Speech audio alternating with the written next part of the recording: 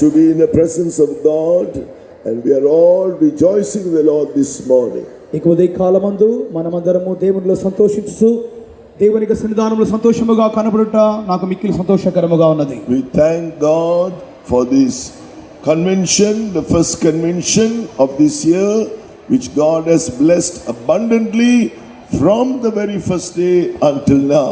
ఈ సంవత్సరములో ఈ మొట్టమొదటి కన్వెన్షన్ దేవుడు ప్రారంభంలో నుండి మిక్కిలి నిండైన విధముగా ఆశీర్వదించుచున్నాడు. So many have labored in different ways to prepare this place. అనేకులు ఈ స్థలమును సిద్ధపరచు నిమిత్తమై అనేక విధములుగా మీరు ప్రయాసపడి ఉన్నారు. God will bless you abundantly. దేవుడు మిమ్మును సమృద్ధిగా ఆశీర్వదించును గాక. All of us especially have labored through prayer. అనేకులు వారు ప్రార్థనలో కూడా వారు ప్రయాసపడిన వారై ఉన్నారు. God has answered and is still answering those prayers. దేవుడు వారి ప్రార్థనలు ఆలకించినాడు, ఇంకను ఆలకించుచు జవాబిచ్చుచున్నాడు. Jesus is coming soon. యేసు త్వరగా రాబోచున్నారు. We have only a little time left. మన ముందుగా కొద్ది సమయం మాత్రమే ఉన్నది. He may come at any moment now. ఆయన ఎట్టి సమయంలోనైనా వచ్చి వారై ఉన్నారు. So let us be ready. కావున మనము సిద్ధముగా ఉందము. There's no time. He's not going to delay his coming. ఆయన ఇక మీదట సమయం లేదు. ఆయన తన రాకడను ఆలస్యం చేయబోటలేదు. If we yield ourselves with that full zeal to the Lord, we will be ready. మన దేవుని ఎడల మనము మిక్కిలి భక్తి ఆసక్తితో అప్పగించుకున్నట్లయితే ఆయన మనం సిద్ధపరచును. Even this morning he is going to speak to us. ఇక ఉదయ కాలమందు కూడా ఆయన మనతో మాట్లాడబోచున్నారు. That we may take heed to that word and live and be according to it and be ready to meet him very soon. Shall we praise him? ఆ వాక్యమును విని ఆయన వచ్చినప్పుడు ఆయన సంధించే నిమిత్తమై ఆ వాక్యముకు మనం అప్పగించుకున్నట్లుగా దేవుని స్తోత్రించెదము. Amen. Thank you, Lord.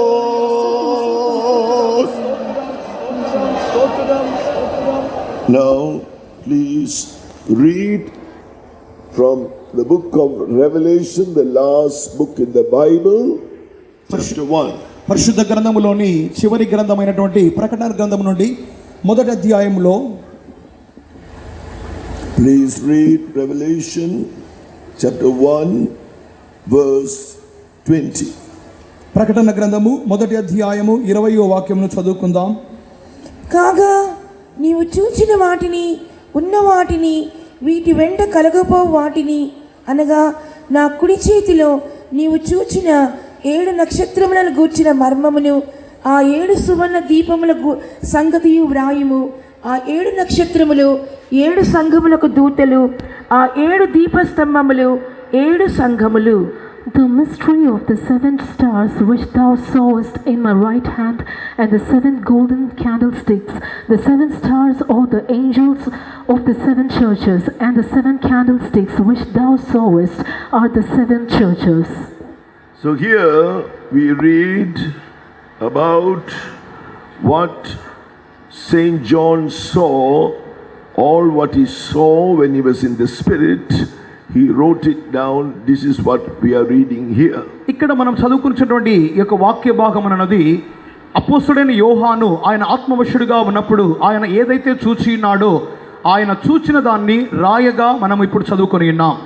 So here he is writing about the 7 stars which Jesus is speaking of, which John the apostle saw in his right hand. ఇక్కడ 7 నక్షత్రములు యేసుక్రీస్తు మాట్లాడుచూ ఉన్న కార్యమును అపోస్తలుడైన యోహాను చూచిన కార్యమును మనం ఇక్కడ చదువుకొని ఉన్నాం.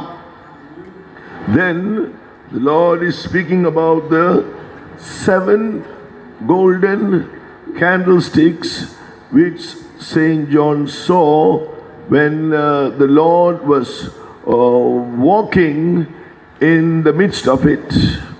ఇక్కడ తరువాతదిగా 7 సువర్ణ దీప స్తంభములు ప్రభువు వాటిని గురించి చెప్పుచు వాటి మధ్యలో ఆయన సంచరించుట కార్యమును అపోస్తలుడైన యోహాను చూచి ఆయన రాసి ఉండుట మనం చదివిన్నాం.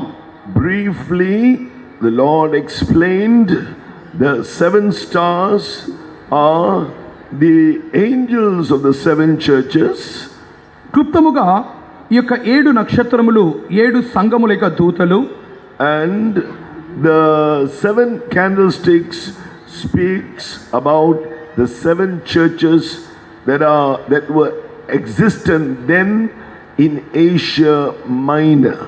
ఆ యొక్క 7 సువర్ణ దీపస్తంభములు ఆ యొక్క దినములలో చిన్న ఆసియాలో ఉన్నటువంటి 7 సంఘములుగా కనపడుచున్నవి. But what we want to understand is concerning us, what does this speak of? మనల్ని సంబంధించినంత వరకు ఇట్టి కార్యములు మనతో ఏమి సంభాషించుచున్నవి? So, first of all, the stars here are speaking about the messengers of the churches. ఇక్కడ నక్షత్రములు అనగా సంఘము యొక్క దూతలు లేక రాయబారులు గురించి చెప్పబడుచున్నది. These messengers of the churches here, these are angels. They are the servants of God who are the messengers of the churches. ఈ 7 నక్షత్రములు అనగా సంఘము యొక్క దూతలుగాను ఆ యొక్క సంఘము యొక్క సేవకులుగాను చెప్పబడుచున్నది. Though it's mentioned angel, it means messenger. ఇక్కడ దూతలు అనగా వారు వార్తలను మాటలు తీసుకొని వచ్చినటువంటి రాయబారులు. The Lord was not speaking an angel about an heavenly angel, but about the servant of God who was the messenger of the church or the messengers of the churches. ఇక్కడ దూతలు అనగా పరలోకములోని దూతలుగా వారిని చెప్పుటలేదు, కానీ సంఘమునకు దేవుని యొక్క వర్తమానమును అందించుచున్నటువంటి ఆ యొక్క దేవుని యొక్క రాయబారులు లేక దూతలు. Now all this is very important for us to know. We who are getting ready for the coming of the Lord.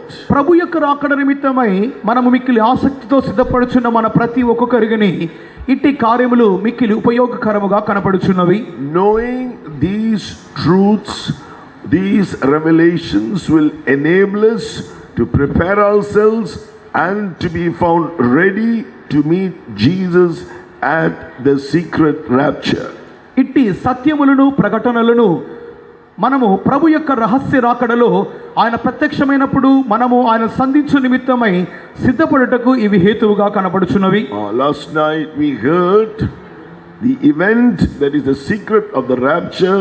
Once it is over, it will be followed by the period of tribulation.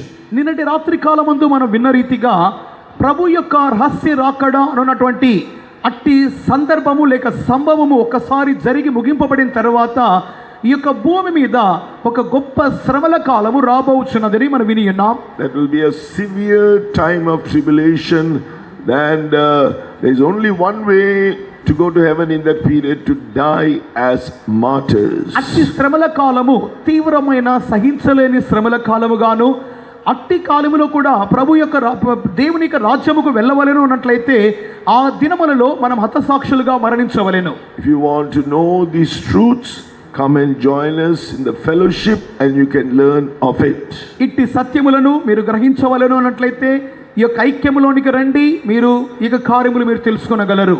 Turning to 2 Corinthians, the 8th chapter. 2 కొరింథీయులు 8వ అధ్యాయము.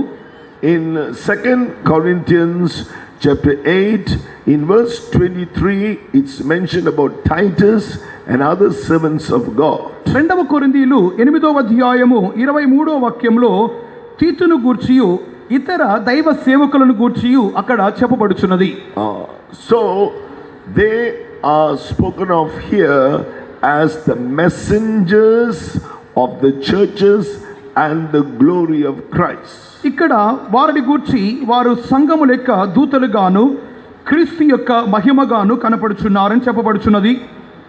Being the messenger of Christ of the churches is not enough.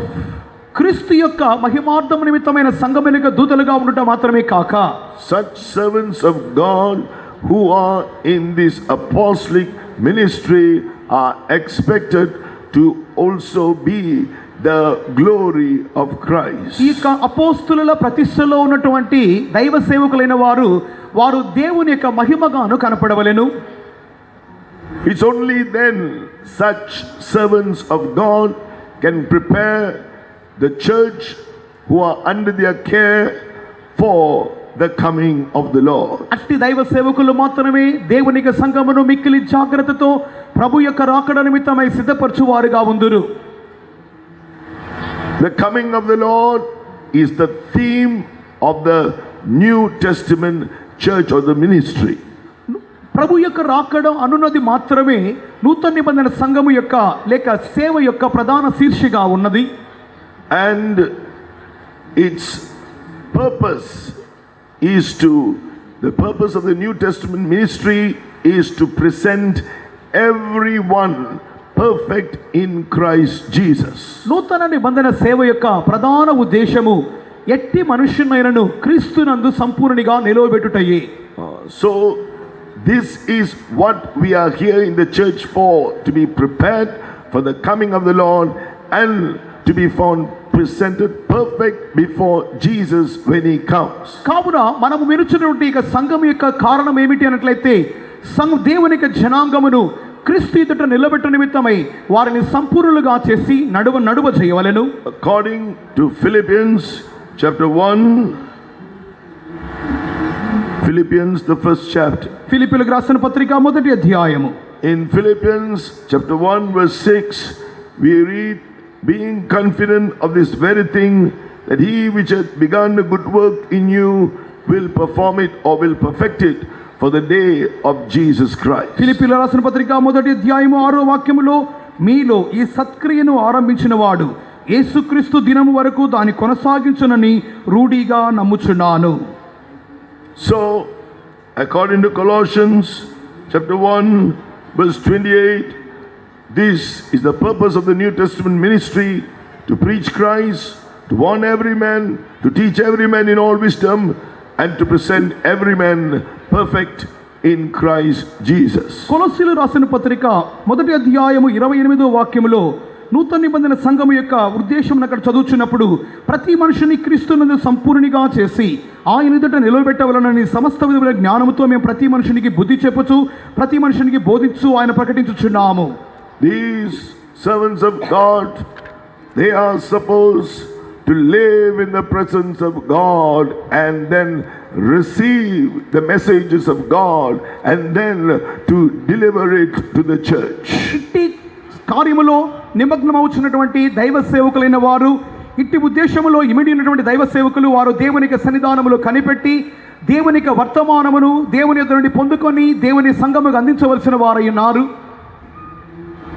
We read here about these 7 stars. They are also speaking about the servants of God who are the gift of Christ to the church. ఈ యొక్క 7 నక్షత్రములను చదువుతున్నటువంటి ఈ యొక్క నక్షత్రములైనటువంటి వారు దైవ సేవకులైన వారు క్రీస్తు మూలముగా దేవుని యొక్క సంఘముకు అనుగ్రహింపబడిన వరములుగా కనపడుచున్నారు. They are those found in this apostolic ministry with the apostolic consecration. ఈ యొక్క అపోస్తుల పరిచర్యలు అపోస్తుల ప్రతిష్టతో వారు కనబడి ఉన్నారు. Like the 12 apostles of Jesus, the Lord spoke to them about the qualification from Luke chapter 14. లూకాసు వార్త 14వ అధ్యాయములో ఆ యొక్క అపోస్తులైన వారికి దేవుడు ప్రభువు నిర్ణయించిన యోగ్యతల గురించి మనం చదువుచున్నప్పుడు, the Lord had many disciples, but these 12 were different. ఆయన అనేక మంది శిష్యులను ఉంచుకున్నప్పటికీ ఈ యొక్క 12 వారు ప్రత్యేకమైనటువంటి వారిగా ఉన్నారు. According to Luke chapter 14 verse 26, they were willing to hate the carnal tie towards their family members. లూకాసు వార్త 14వ అధ్యాయం 26వ వాక్యములో, వారైతే సమస్తమును ద్వేషించి శారీరక బంధములను క్రీస్తు నిమిత్తమై వారు ద్వేషించు వారిగా కనపడుచున్నారు. And and hated, they were willing to hate their own lives too, in order to take up their cross and do the will of God and lay down their life for the sake of Christ and the gospel. దేవునికి చిత్తము చేయువారుగాను తమిక ప్రాణమును ద్వేషించి దేవునికి శిలువ మోయువారుగాను ఉండు నిమిత్తముగా వారు తమిక ప్రాణమును సహితము వారు ద్వేషించు వారై కనపడుచున్నారు. They were made available to the church of God, which became their family. For those who did the will of the Father in heaven thereafter became their brothers, sisters, mothers. దేవునికి చిత్తమును మాత్రమే చేయగోర్చున్నటువంటి వారు ఎవరైతే ఉన్నారో అట్టి వారిని తమ యొక్క కుటుంబముగాను, తమ యొక్క సహోదర సహోదరులుగాను, తమ యొక్క తల్లిగాను వారు భావించుకొనొచ్చు. వారి నిమిత్తమై వారు ఎల్లప్పుడూ అందుబాటులో ఉండు వారై ఉంటున్నారు. So this is the consecration which is mentioned in Luke chapter 14 verse 26, 27 and 33. లూకా సువార్త 14వ అధ్యాయము 26, 27 వాక్యములు, 33 వాక్యములో ఈ యొక్క సేవకులను గురించిన ప్రతిష్టను This గురించి మనం is చదువుతున్నాం. only from those from the church who are called to serve God in this apostolic ministry. It is only for them. ఇట్టి వారు సంఘములో నుండియే దేవుని కొరకు సంపూర్ణ సమయ ప్రతిష్ఠకరమైన సేవ చేయ నిమిత్తమై వారు ప్రత్యేకింపబడి పిలువబడుచున్న వారై ఉన్నారు. Luke 14:26 and 27 and 33. If any man come to me and hate not his father and mother and wife and children and brethren and sisters, yea, and his own life also, he cannot be my disciple. And whosoever doth not bear his cross and come after me cannot be my disciple. So likewise, whosoever he be of you that forsaketh not all that he hath, he cannot be my disciple. లూకా సువార్త 14, 26, 27 వాక్యములు, 33వ వాక్యములో, ఎవడైనా నా యుద్ధకు వచ్చి తన తండ్రిని, తల్లిని, భార్యను, పిల్లలను, అన్నదమ్ములను, అక్క చెల్లెలను, తన ప్రాణమును సహా ద్వేషింపకుండేవాడు నా శిష్యుడు కానేరడు. మరియు ఎవడైనా తన సిలువను మోసుకొని నన్ను వెంబడింపనియడలా వాడు నా శిష్యుడు కానేరడు. ఆ ప్రకారమే మీలో తనకు కలిగినదంతయు విడిచిపెట్టని వాడు నా శిష్యుడు కానేరడు. So they form from them these 5 officers that is called the gift of Christ. They are made they are from them God gives the church. God takes them and gives them to the church as the gift of Christ, where we find these 5 officers in Ephesians chapter 4. ఎఫెసీయులకు రాసిన పత్రిక 4వ అధ్యాయంలో మనం చదువుతున్న ప్రకారముగా ఇట్టి వారి మధ్యలో నుండి దేవుడు 5 విధములైనటువంటి ఉద్యోగస్తులను దేవుడు సంఘములో నిర్ణయించి వారి మూలముగా సంఘములో తమ యొక్క క్రియను జరిగించు వారిగా కనపడుచున్నారు. వారిటి ప్రతిష్ట కలిగిన వారై కనపడాలి. So when the Lord Jesus came to the earth, the first thing he did was to ordain these 12 to separate them to be with him. ప్రభు యేసుక్రీస్తు ఈ భూమి మీదకి వచ్చినటువంటి తన యొక్క సేవ యొక్క ప్రధాన ఉద్దేశములో ఆయన ఇట్టి 12 మందిని తనకు ఆయన ప్రత్యేకించి వారు ఎల్లప్పుడూ తనతో పాటు ఉండే నిమిత్తముగానే వారిని నియమించుకొని ఉన్నాడు.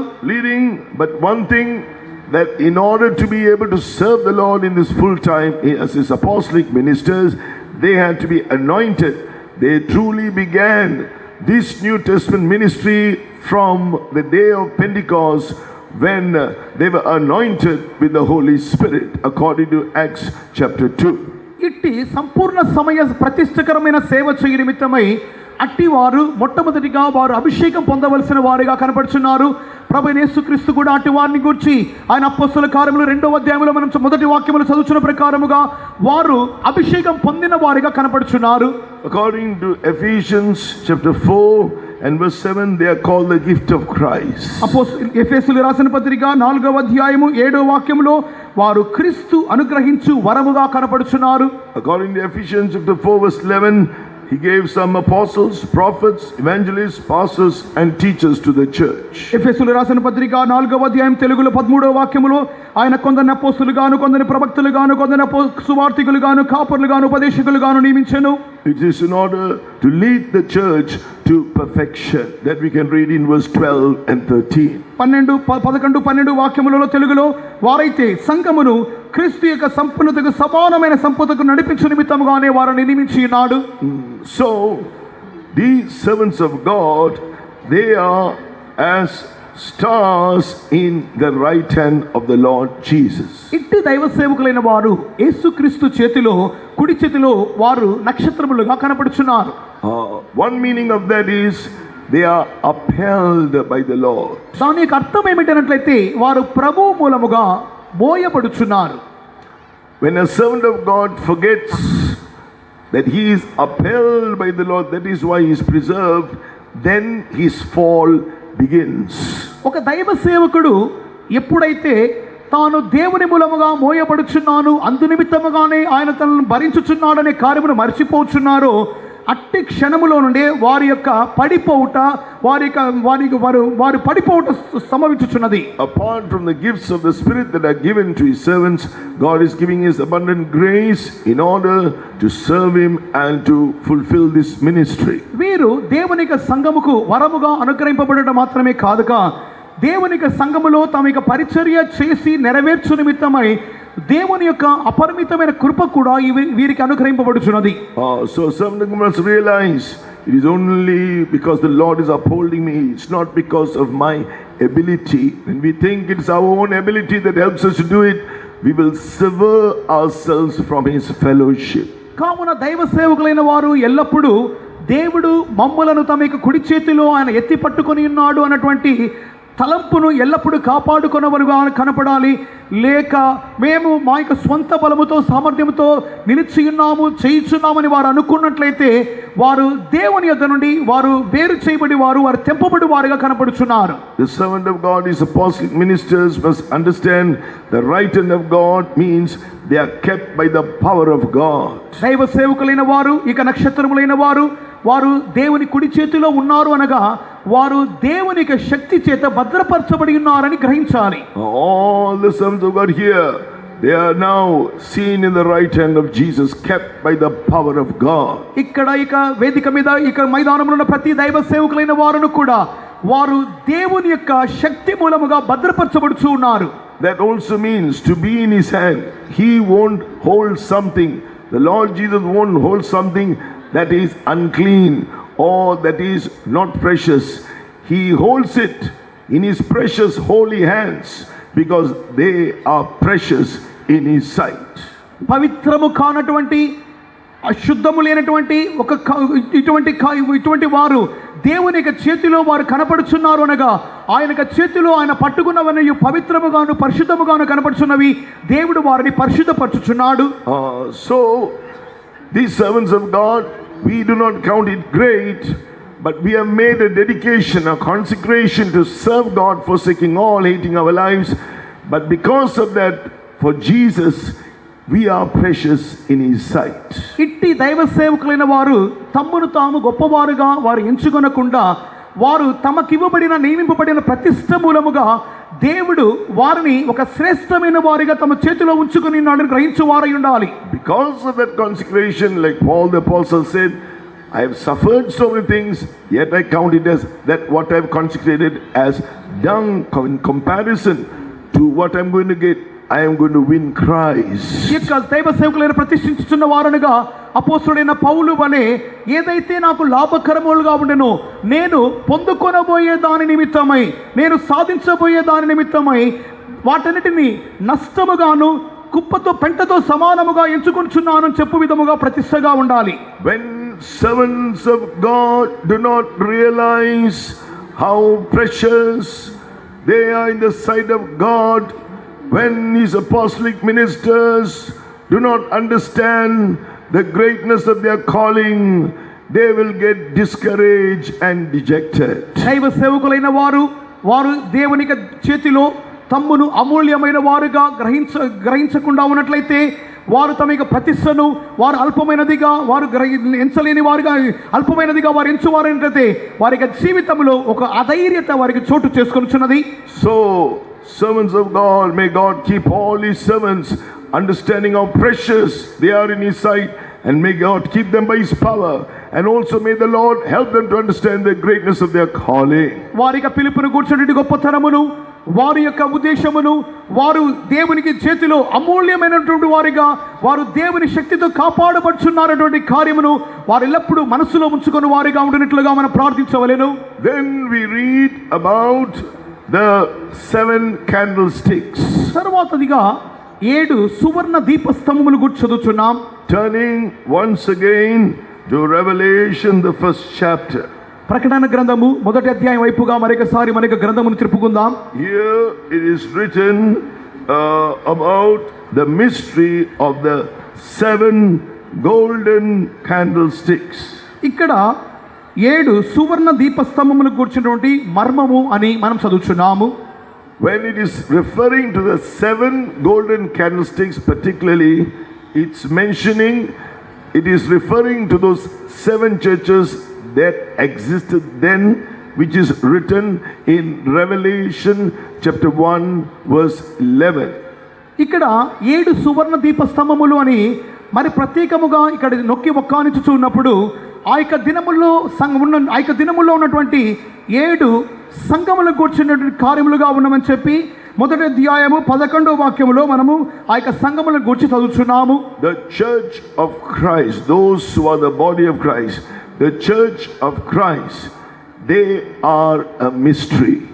దేవుని యొక్క సంఘము లేక దేవుని శరీరమైన సంఘము అన్నది ఒక మర్మము. The church of Christ is a mystery, and they are made, that body of Christ, or baptized in the body through the Holy Spirit, baptism of the Holy Spirit. క్రీస్తు యొక్క శరీరమైన సంఘం అన్నది ఒక రహస్యముగా ఉన్నది. ఈ యొక్క శరీరంలో ఉన్నటువంటి ప్రతి వారును వారు అభిషేక మూలముగా ఆ యొక్క సంఘములోనికి వారు మార్చబడుచున్నారు. And so the church of God, having understood how that they are now a part of this mystical body of Christ, which is a great mystery, ఈ యొక్క అభిషేకం పొందిన దైవ జనాంగం అయితే వీరు ఇక మర్మముగా ఉన్నటువంటి దేవునికి శరీరములో ఒక అంగములుగా ఉన్నామని గ్రహించుచు, according to 1 Corinthians the 12th chapter, మొదటి కొరింథీయులు 12వ అధ్యాయమునందు by the Holy Spirit baptism we are baptized into that body of Christ. మనమందరము పరిశుద్ధాత్మ మూలముగా క్రీస్తు యొక్క ఒకే శరీరములోని మనము ఒక్క ఆత్మయందే బాప్తిసం పొందుచున్నాము. So that means we belong to Christ. మనము క్రీస్తుకు చెందిన వారముగా కనబడుచున్నాం. We belong to God. మనము దేవునికి చెందిన వారమై ఉన్నాము. 1 Corinthians chapter 6 and verse 19, it says, know ye not that your body is the temple of the Holy Ghost who is in you, whom ye have of God, and you are not your own. మొదటి కొరింథీయులు 6వ అధ్యాయము 19వ వాక్యములో, ఈ దేహము దేవుని వలన మీకు అనుగ్రహింపబడి మీలోనున్న పరిశుద్ధాత్మక ఆలయం ఉన్నదని మీరు ఎరుగరా, మీరు మీ సొత్తు కాదు. Who are we? Verse 20, you are bought with a price, therefore glorify God in your body and your spirit, which are God's. 20వ వాక్యమును చదువుచున్నాం. మనం ఎవరము అనగా విలువ పెట్టి కొనబడిన వారము కనుక మీ దేహముతో, ఆంగ్లంలో మీ దేహముతోను ఆత్మతోను దేవుని మహిమపరచుడి. So when we understand that we are a part of that body of Christ, we belong to God.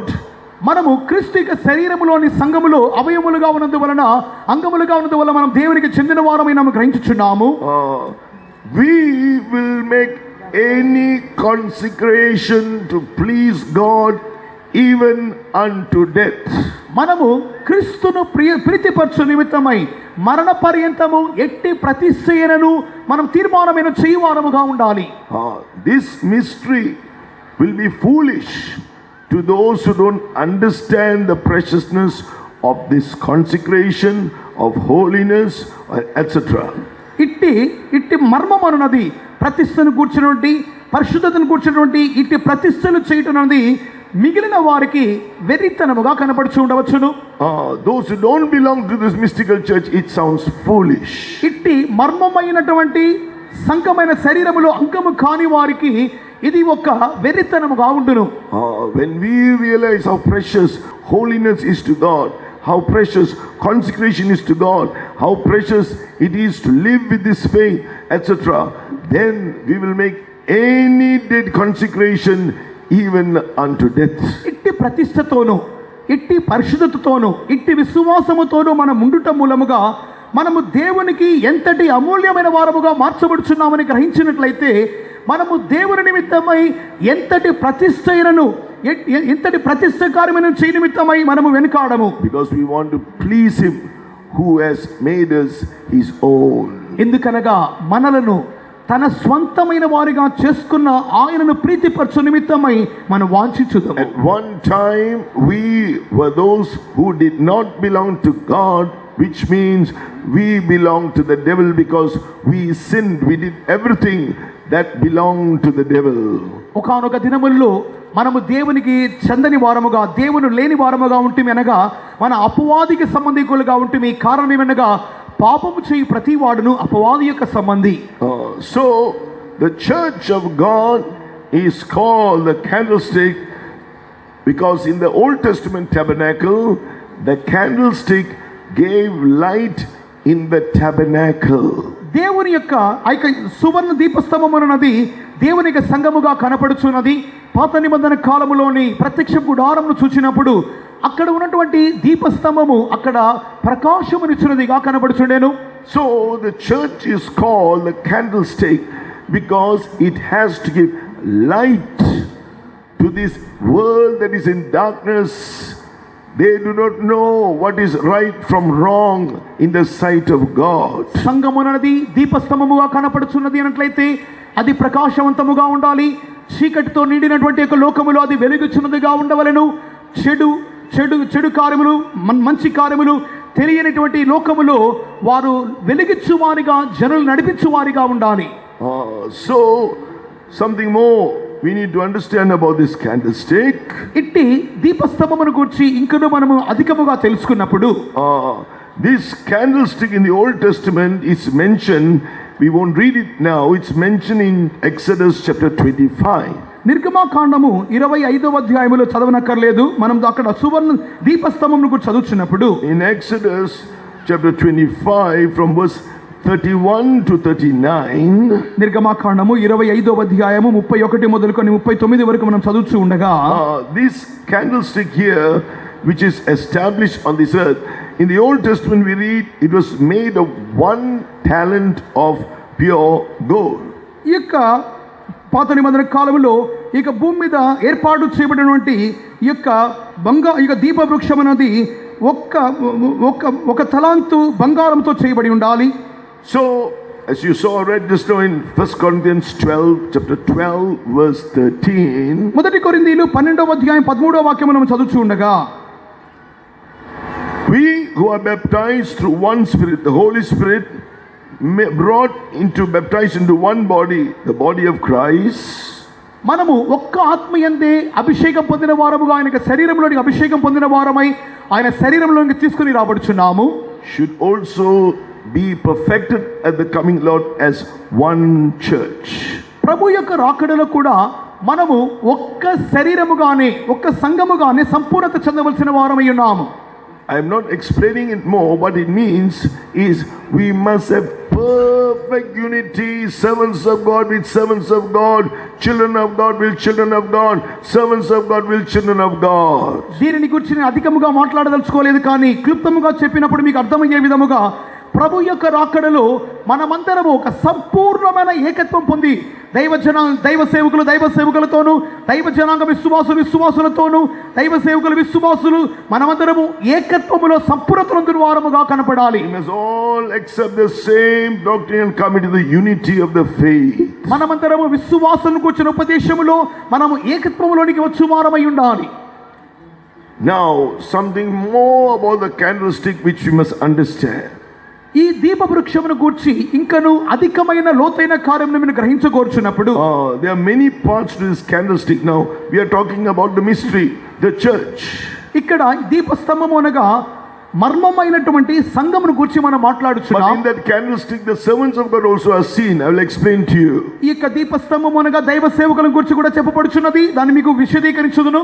Because when we don't understand, we will live such lives which will not be conforming to this mystery of the candlestick, and we cannot be made ready for the coming of the Lord. ఇట్టి కార్యములు మనము తెలుసుకోలేని వారముగా గ్రహించలేని వారముగా ఉన్నట్లయితే ఇట్టి దీపస్తంభమును కూర్చున్నటువంటి ఇట్టి కార్యములతో మనకి జీవితము సరిపోని విధముగా ఉన్నట్లయితే మనము ప్రభు యొక్క రాకడలో ఎత్తబడలేని వారముగా ఉందము. Here we read that it had a base. The candlestick had a base, just like this mic stand has got a base. ఇక్కడే మనం చదువుచున్నాము ఈ యొక్క దీపవృక్షం అన్నది దానికి ఒక పాదము కలదు. So that base speaks, the candlestick, that is the church, speaks of the base, speaks of Christ Jesus, who is the cornerstone of the church, or the foundation of the church, as we read in Ephesians chapter 2 verse 20. ఎఫెసీయులకు రాసిన పత్రిక 2వ అధ్యాయం 20వ వాక్యములో చదువుతున్న ప్రకారముగా ఈ యొక్క దీపస్తంభం యొక్క పాదమునది క్రీస్తును చూపుచున్నది, ఇక సంఘం అన్నది క్రీస్తు మీద ఆధారపడుచు కనపడుచున్నది. So we need to understand he is the foundation of the church. మనం చదువుచున్నాము According to 1 Corinthians chapter 3 verses 10 and 11. మొదటి కొరింథీయులు 3వ అధ్యాయము 10-11 వాక్యముల ప్రకారముగా క్రీస్తు మాత్రమే శరీరమైన సంఘముకు ఆయన మూలరాయిగా కనపడుచు ఉన్నారు. Now we are talking about the candlestick. ఇప్పుడు మనము దీపస్తంభం గురించి మాట్లాడుచున్నాం. That was seen in the Old Testament tabernacle. అది పాత నిబంధన కాలంలోని ప్రత్యక్ష గుడారములో కనబడుచున్నది. Which represents the New Testament church established on this earth in this period. ఇట్టి కాలములో ఇది నూతన నిబంధన కాలంలో భూమి మీద స్థాపించబడినటువంటి దేవుని యొక్క సంఘముని ఇది సూచించుచున్నది. It had according to Exodus chapter 25 verse 31 to 39, it had 7 branches including the shaft and 6 branches. ఇక్కడైతే నిర్గమకాండము 25వ అధ్యాయము 31 నుండి 39 వాక్యాలను చదువుతున్నప్పుడు దానికి 6 శాఖలు కలవు, అనగా మధ్య భాగంతో అటు ఇటు 6 శాఖలు కనపడుచున్నవి, మొత్తము 7. So it speaks about various ministries ordained in the New Testament church as seen in 1 Corinthians chapter 12 verse 28. మొదటి కొరింథీయులు 12వ అధ్యాయము 28వ వాక్యములో చెప్పబడుచున్నట్లుగా ఈ యొక్క కొమ్మలనున్నవి నూతన నిబంధన కాలములో చెప్పబడుచున్నటువంటి పరిచర్యలను గురించి చెప్పబడుచున్నది. So it mentions 8 ministries in 1 Corinthians 12:28. Apostles, and God had set some in the church, first apostles, secondarily prophets, thirdly teachers, after that miracles, then gifts of healings, helps, governments, diversities of tongues. మొదటి కొరింథీయులు 12వ అధ్యాయం 28వ వాక్యములో మరియు దేవుడి సంఘములో మొదట కొందరిని అపోస్తులుగాను, పిమ్మట కొందరిని ప్రవక్తలుగాను, పిమ్మట కొందరి బోధకులుగాను, అటు పిమ్మట కొందరిని అద్భుతములు చేయువారిగాను, తర్వాత కొందరిని స్వస్థపరచు కృపావరం గలవారిగాను, కొందరిని ఉపకారములు చేయువారిగాను, కొందరిని ప్రభుత్వములు చేయువారిగాను, కొందరిని నానా భాషలు మాట్లాడేవారు నియమించెను. ఇట్టి 7 కొమ్మలున్నవి అది 8 పరిచర్యను చూపుచున్నది. We read the first 2 are apostles and prophets. మొదటి 2 కార్యములు అపోస్తులు, ప్రవక్తలు. So the shaft, that is, it had a shaft, it had another 6 branches from the shaft. ఈ యొక్క మధ్య కాండం ఉన్నది, ఆ యొక్క మధ్య కాండం నుండి అటువైపు ఇటువైపు 3 కొమ్మలు అవి వచ్చుచున్నవి. The shaft with his lamb speaks about the ministry of the apostles and prophets, those who are rooted in Christ, who is the base, who is the foundation. ఈ యొక్క మధ్య కాండమున్నది, దాని మీద ఒక దీపము కనపడుచున్నది. అది పాదమైనటువంటి ఆ యొక్క పునాది అయినటువంటి యేసుక్రీస్తుతో పాటు వారు అంటుకట్టబడి వారు దాంతో పాటు వారు పునాది వేయబడాల్సిన వారై ఉన్నారు. So they are rooted in Christ and in his doctrines.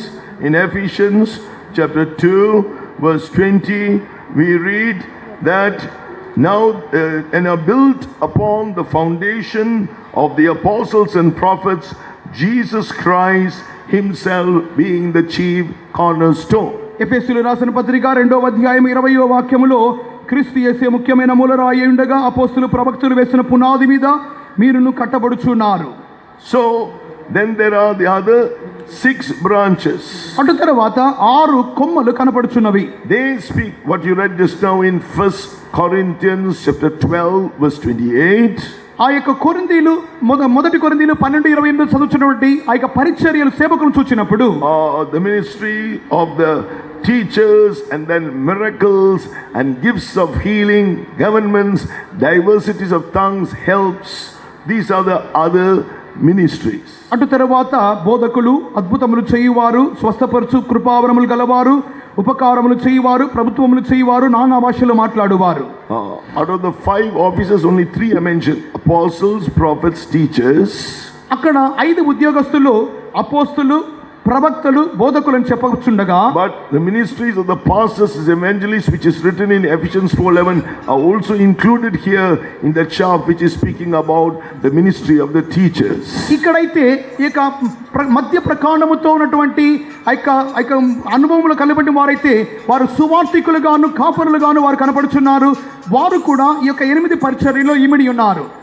So then we find in each of the branches there are 3 buds similar to almond buds. ఇక్కడైతే మనం చదువుచున్నాము, మొక్కలు కనపడుచున్నవి, అవి బాదాము రూపమైనటువంటి, in the King James it calls it as bowls. ఇక్కడైతే ఆంగ్లంలో bolt అని చెప్పబడినది, తెలుగులో అయితే మొగ్గలుగా కనపడుచున్నది. And then it is 3 bowls in each shaft out of the 6 branches. 3 bowls, there is 3 buds like almond buds in each shaft, in each branch. Sorry. ప్రతి కొమ్మలో కూడా మొగ్గ పువ్వు గల బాదము రూపమైన 3 కలశములు కనపడుచున్నవి. Then is accompanied by a fruit, a knop, and then flower. అటు తర్వాత ఒక పువ్వు, ఒక ఫలము కలదంగా కనపడుచున్నది. So here this speaks about how we have to, and finally the last knop, the last bud was seen in the shaft. 3 in the branches, 3, but the last, each branch, the last bud was in the shaft. మొగ్గ పువ్వు కలశము కలిగినటువంటి చివరి కార్యం అన్నది మధ్య ప్రకాండములో కనపడుచు ఉన్నది. So this speaks about the 4-fold perfection which is required of the New Testament church to be found perfect in Christ at the rapture. ఈ యొక్క 4 కార్యములు ఉన్నవి దేవుని యొక్క సంఘములో ప్రభు యొక్క రాకడలో ఎత్తబడి నిమిత్తమై కనబడవలసిన 4 విధములైన సంపూర్ణతను చూపుచున్నది. You can just write it down. Love, which is 1 John chapter 4 verse 12. మొదటి యోహాను 4:12లో ప్రేమలో సంపూర్ణతను చూపుచున్నది. Perfection in faith, that is James chapter 2 verse 22. యాకోబు పత్రిక 2:22 నందు విశ్వాసములో సంపూర్ణతను చూపుచున్నది.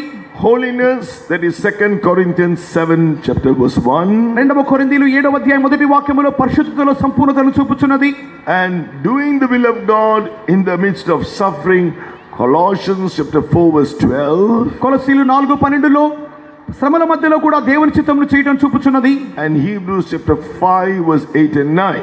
హెబ్రీయులు 5వ అధ్యాయము 8-9 వాక్యములు. So I'm speaking for those who want to be ready for the coming of the Lord. ప్రభు యొక్క రాకడ నిమిత్తమై సిద్ధపడగోర్చున్న వారి గురించి నేను చెప్పుచున్నాను.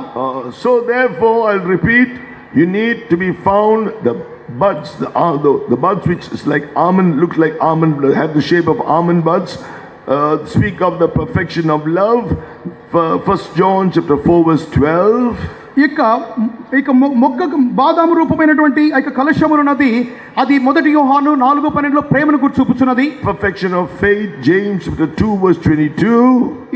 యాకోబు పత్రిక 2వ అధ్యాయం 22వ వాక్యములో విశ్వాసం గురించి చూపుచున్నది. Perfection in holiness, 2 Corinthians chapter 7 verse 1. 2 కొరింథీయులు 7:1 నందు పరిశుద్ధతలో సంపూర్ణతను చూపుచున్నది. And doing the will of God in the midst of sufferings, Colossians chapter 4 verse 12. కొలస్సీలు 4వ అధ్యాయం 12వ వాక్యములో శ్రమల మధ్యలో కూడా దేవుని చిత్తమును చేయడం చూపుచున్నది. And Hebrews chapter 5 verse 8 and 9. హెబ్రీయులు రాసిన పత్రిక 5వ అధ్యాయము 8-9 వాక్యములు. So we have to grow to come to this perfection, just as so that we can be found perfect in Christ. కావున ఇట్టి సంపూర్ణతలు మనం పొందిన వారముగా మార్చబడి క్రీస్తు యొక్క సంపూర్ణతకు సమానమైన సంపూర్ణతను పొందు వారమై ఉండాలి. Now 3 of the buds were in the branches, out of the 6 branches 3 of these buds, but the last one for each of the branches was on the shaft. ఈ యొక్క ప్రతి మొగ్గలో ఉన్నటువంటి ప్రతి కొమ్మలోను ఒక కలశము కనపడుచున్నది. కానీ ప్రతి కలశములో ప్రతి కొమ్మలో ఉన్నటువంటి కలశము ఆ యొక్క మధ్య ప్రకాండములో కనపడుచున్నది. Who does this candlestick reveal? ఈ యొక్క దీపస్తంభం ఎవరిని చూపుచున్నది? As I shared with you, it speaks of the New Testament church who have been baptized into the body of Christ, who are now called the mystical body of Christ. The candle speaks about the spirit baptized group of people called the body of Christ, the church. ఈ యొక్క దీపస్తంభం అన్నది అభిషేకింపబడినటువంటి క్రీస్తు యొక్క శరీరముగా మార్చబడినటువంటి ఒక మర్మమైన సంఘమును గురించి బయలుపడుచున్నది. So why the fourth bud for all the branches on the shaft? ఎందు నిమిత్తమై ఈ యొక్క ప్రతి కొమ్మలో ఉన్నటువంటి ఆ యొక్క మొగ్గను నది యొక్క మధ్య ప్రకాండంలో కనపడుచున్నది. The shaft represents or speaks of the New Testament servants of God, who are the apostles and prophets who lead the church. ఈ యొక్క మధ్య కాండమునది క్రీస్తు యొక్క సంఘము నడిపించు నిమిత్తమై నియమింపబడిన అపోస్తులు ప్రవక్తలుగా బయలుపరచబడుచున్నది. So that last part which is speaking about doing the will of God, ఇక చివరి కలశమునది దేవునికి చిత్తమును బయలుపరచుట చూపుచున్నది. the spirit baptized church or the members of the body of Christ learn to do the will of God by submitting themselves to the apostles and prophets. ఈ యొక్క దేవుని యొక్క సంఘములో ఉన్నటువంటి ప్రతి వారును కూడా దేవుని యొక్క చిత్తమును చేయ నిమిత్తమై ఇక మధ్య కాండముగా ఉన్నటువంటి సంఘమును నడిపించు నాయకులుగా ఉన్నటువంటి అపోస్తులు ప్రవక్తలతో వారు ఏకముగా చేయబడాలి. By submitting to them and doing the will of God, then they will be able to grow in perfection of love, faith and holiness, all the other perfections.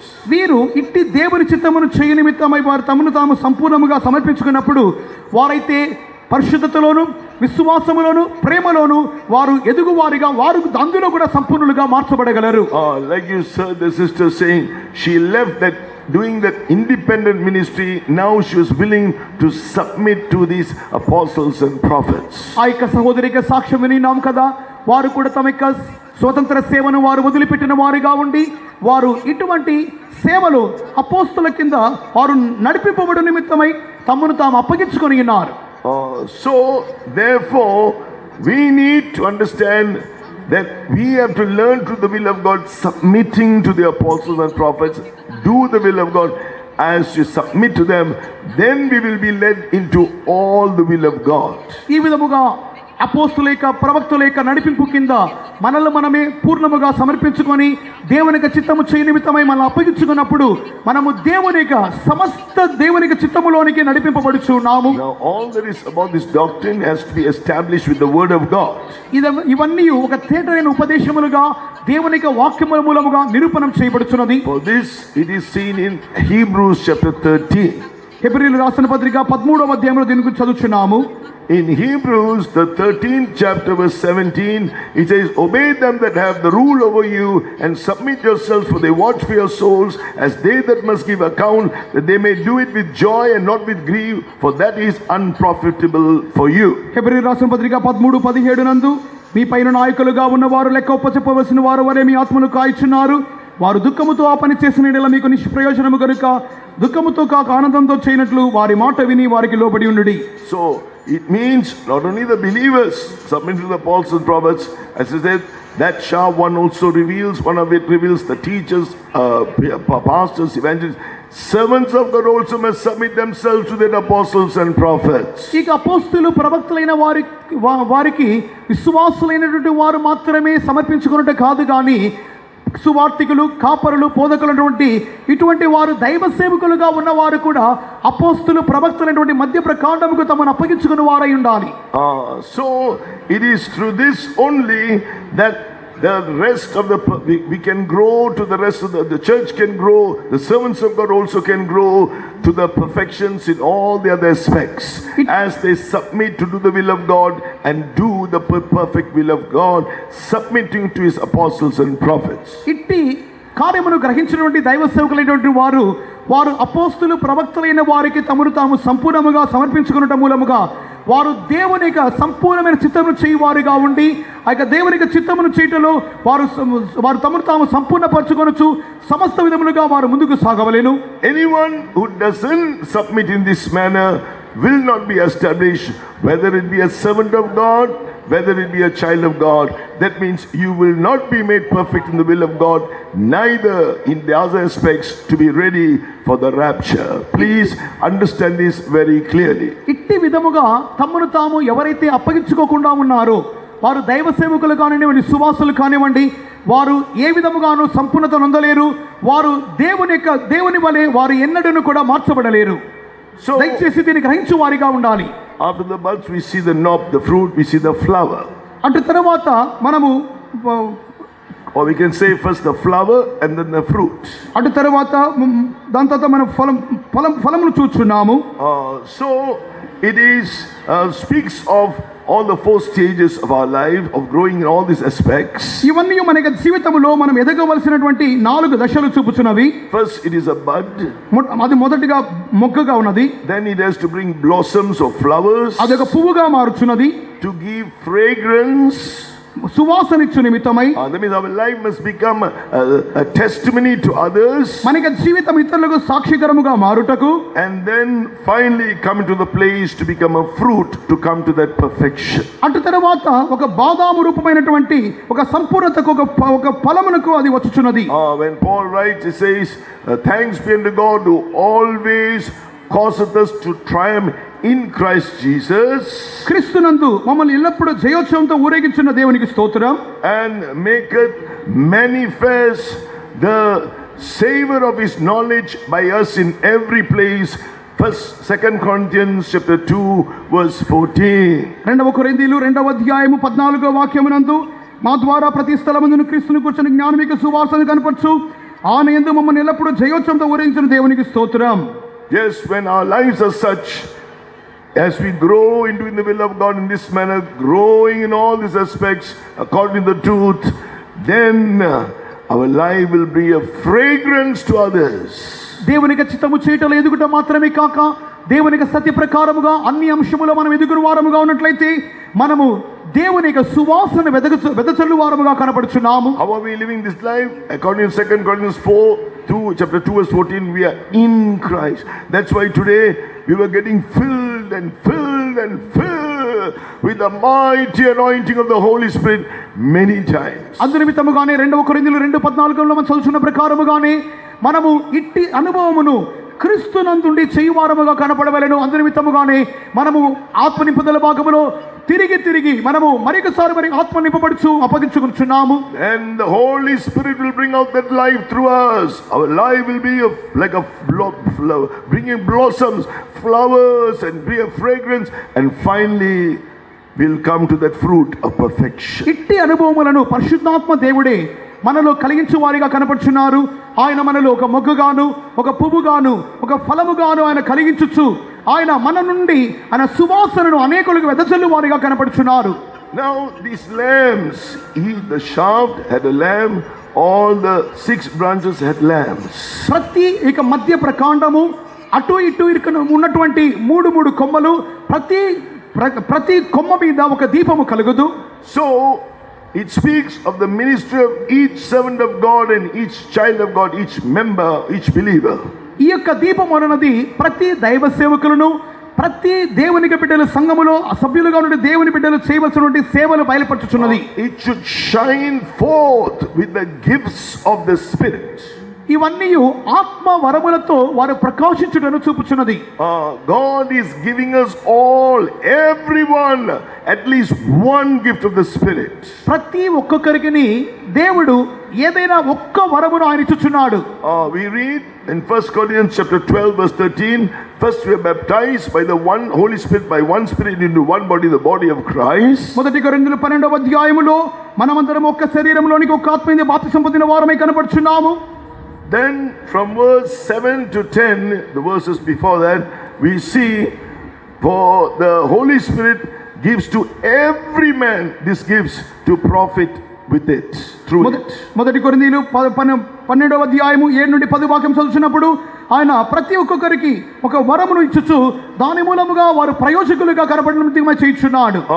So it is through the operation of these 9 gifts in the church that it is shining forth into the church and giving that light. ఈ యొక్క 9 వరముల మూలముగా వారు దేవుని యొక్క సంఘములో వారి ప్రకాశం ఇచ్చు వారిగా చేయుచున్నాడు. So therefore, it is working in each one according to the grace each one is bestowing to each and every servant of God and child of God. ఇవన్నీ ప్రతి ఒక్కొక్కరిలో దేవునికి సేవకులో దేవునికి విశ్వాసుల్లో దేవుడు వారికి అనుగ్రహించిన కృపాయిక పరిమాణం చొప్పున వారిలో క్రియ చేయుచున్నవి. What is your calling? What is your place in those 8 ministries? According to that, He is giving you that grace. He is giving you that anointing for you to shine forth through the gift of the Spirit working in you. ఆ యొక్క 8 పరిచర్యలలో మీ యొక్క పిలుపు ఏమిటి, మిమ్మల్ని కూర్చున్న ఉద్దేశం ఏమిటి అని దేవుడు మీకు బోధించుచు ఆ యొక్క ఆత్మీయ వరముల మూలముగా దేవుడు తనకి కృపా పరిమాణం చెప్పున మిమ్మల్ని దేవుని సంఘములో ప్రయోజనకరముగా మార్చి ప్రకాశింపజేయును. Don't worry, that person is being used so mightily. I am getting only this much. Don't worry about it. According to Romans chapter 12 verse 4 to 8. రోమా పత్రిక 12వ అధ్యాయము 12 నుండి 14 వరకు చదువుతున్నప్పుడు ఆ యొక్క వ్యక్తి ఆ విధంగా ఉపయోగింపబడుచున్నాడే, అధికముగా ప్రయోజనకరంగా ఉన్నాడే, నాకు ఇంత మాత్రమే ఇవ్వబడిందని చెప్పి మనము చింతనొందు వారముగా కనపడకూడదు. According to God's calling, you be faithful. దేవుని పిలుపు ప్రకారముగా మీరు నమ్మకస్తులుగా ఉండుడి. So therefore we see that it is written here in chapter 12 verse 4, as we have many members in one body and all members have not the same office, so we being many are one body in Christ and everyone members one of another. రోమా పత్రిక 12వ అధ్యాయము 4వ వాక్యం మొదలుకొని ఒక శరీరములో మనకు అనేక అవయవములు ఉండినను ఈ అవయములను అన్నిటికీ ఒకటే పని ఎలాగ ఉండదో అలాగే అనేకులమైన మనము క్రీస్తులో ఒక శరీరముగా ఉండి ఒకని కొరకు ఒక ప్రత్యేకముగా అవయవములమై ఉన్నాము. So therefore be faithful. At least one gift of the Spirit must be actively in operation in every servant of God, in every believer who is Spirit baptized. ప్రతి దైవ సేవకులలోను అభిషేకం పొందిన ప్రతి విశ్వాసులలోను కనీసము ఒక్క వరమైనను వారిలో క్రియ చేయ విధముగా ఉండాలి. But remember, it was kept in the holy place. గ్రహించుడి, అది పరిశుద్ధ స్థలములో ఆ దీపస్తంభం ఉంచబడినది. There was the tent, and there it was divided in two. One is there was the outer court, and then inside that tent it was the holy place first, and then the most holy place. ఈ విధముగా ఇక ప్రత్యక్ష గుడారం యొక్క విభాగములు చూసినప్పుడు వెలుపటి ప్రాకారము, పరిశుద్ధ స్థలము, అందులోనే పరిశుద్ధ స్థలము, లోపలికి వెళ్ళే అతి పరిశుద్ధ స్థలం కనబడుచున్నది.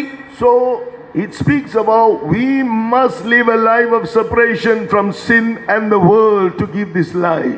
ఇటువంటి జీవితం చేయ నిమిత్తమై లోకములో నుండి పాపములో నుండి మనం ప్రత్యేకమైన జీవితం చేయవాలని చెప్పబడుచున్నది. And let this gifts be in operation. ఇట్టి వరములు మనలో క్రియ చేయ విధముగా ఉండాలి. But before the gifts are in operation, ఆ యొక్క వరములు క్రియ చేయుటకు ముందుగా our character must be transformed. That is what we heard just now. కొద్ది ముందుగా మనం విన్న ప్రకారముగా మన యొక్క స్వభావములు రూపాంతరం చెందాలి. Our life is more important than the ministry that we are doing.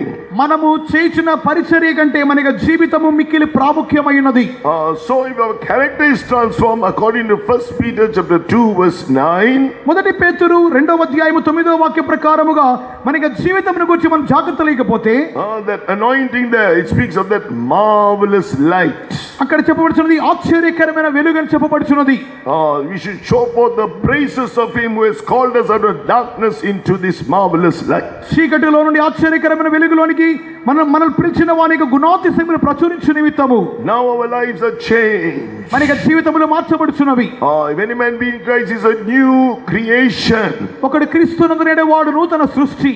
So we will show forth the praises. In one translation, we will show forth the virtues of him who has called us out of darkness into the marvelous light. చీకటిలో నుండి ఆశ్చర్యకరమైన వెలుగులోనికి మనలను పిలిచినటువంటి వాని యొక్క స్తుతులు బయలుపరచుటని ఆంగ్లంలో చెప్పబడినప్పుడు ఇతర తర్జుమాలలో గుణాతిశయములని చెప్పబడుచున్నది. But one more thing that we need to understand, which is very, very important for the candlestick to shine. ఆ యొక్క దీపస్తంభము వెలుగు నిమిత్తమై మిక్కిలి ముఖ్యమైన ఒక కార్యమును గురించి మనం గ్రహించుచున్నప్పుడు According to Revelation chapter 2, ప్రకటన గ్రంథము 2వ అధ్యాయము in the first verse, it says, unto the angel of the church of Ephesus write, these things saith he that holdeth the 7 stars in his right hand, who walketh in the midst of the 7 golden candlesticks. యోహాను ప్రకటన గ్రంథము 2వ అధ్యాయము 1వ వాక్యమునందు ఎఫెసీయుల సంఘపు దూతకి ఇలాగు రాయము, 7 నక్షత్రములు తన కుడి చేత పట్టుకొని 7 దీపస్తంభముల మధ్య సంచరించు వాడు చెప్పు సంగతులు ఏమనగా. So the Lord is enabling us to shine because he is walking in the midst of the church. ఆయన సంఘము మధ్యలో సంచారం చేయుచున్నందు వలన మనం ప్రకాశించు నిమిత్తమై ఆయన మనకు సహాయం చేయును. He is walking in the midst of the church means his continuous presence is in the church. ఆయన సంఘం మధ్యలో సంచారం చేయుచున్నాడు అనగా ఆయన యొక్క సముఖం అన్నది ఎడతెగక దేవుని యొక్క సంఘములో కనపడుచున్నది. He knows everything now. He's moving in our midst now. He knows everything concerning the church. Every servant of God seated here, every child of God seated here. He knows the state of each and every one of us. ఆయన మన మధ్యలో సంచారం చేయుచున్నాడు అనగా ఆయన మన మధ్యలో నడుచుచు మన ప్రతి ఒక్కొక్కరిని, ప్రతి దైవ సేవకులైన వారి యొక్క ప్రస్తుత పరిస్థితులు, ప్రతి విశ్వాసుల యొక్క నిజ స్థితులు ఆయన బాగా ఎరిగిన వాడుగా, ఆయన గ్రహించు వాడిగా సంచారం చేయుచున్నాడు. He knows all our works, what we have been doing. మనం చేయుచున్న ప్రతి వారి క్రియలను ఆయన ఎరిగి ఉన్నాడు. I am speaking to you. He knows all about me. What is in my thoughts? What is in my heart? What are my intentions? What are things I have done? He knows everything about me. He knows everything about you. He is walking in our midst. నేను మీతో మాట్లాడుచు ఉండగా, నేను మాట్లాడుచున్నప్పుడే నా యొక్క తలంపులు, నా యొక్క చిత్తములు, నా యొక్క యోచనలు, నేను ఎట్టి క్రియలు చేయుచున్నానో ఆయన సమస్తమును ఎరిగి ఉన్నాడు. వినుచున్న మీ యొక్క జీవితం గురించి, మీ యొక్క ప్రతి క్రియలను గురించి ఆయన బాగా ఎరిగిన వాడుగా సంచారం చేయుచున్నాడు. Because it says in Revelation 1:14, you may think it's in something in the dark area of your heart, something secret. You may do it in the dark corner. But Revelation 1:14 says, his eyes are like a flame of fire. He can look into the secrets of the heart, the dark areas. See, everything is open and naked to him. ఒకవేళ మనం చేయుచున్న క్రియలు మరుగైన చోట, చీకటైన చోట, ఎవరు చూడలేదని అనుకునే విధముగా ఒకవేళ మనం చేయుచుండవచ్చును. కానీ ప్రకటన 1:14లో మనం చదువుచున్నప్పుడు ఆయన నేత్రములు అగ్ని జ్వాల వలె ఉన్నవి, అవి సర్వలోకములోని ప్రతి ఒక్క కార్యములు, మరుగైన అంధకార సంబంధమైన ప్రతి కార్యములు ఆయన తేటగా చూసినటువంటి నేత్రములు కలిగిన వాడై ఉన్నారు. Therefore what did he tell? He told the false, all the servants of God in chapter 2 and chapter 3 of book of Revelation. ప్రకటన గ్రంథము 2వ అధ్యాయం 3వ వాక్యములో ప్రతి సంఘము యొక్క దూత యొక్క సేవకుల యొక్క కొరతలు, తప్పిదములు, పొరపాట్లు ఆయన చాలా తేటగా చెప్పుచూ ఉన్నాడు.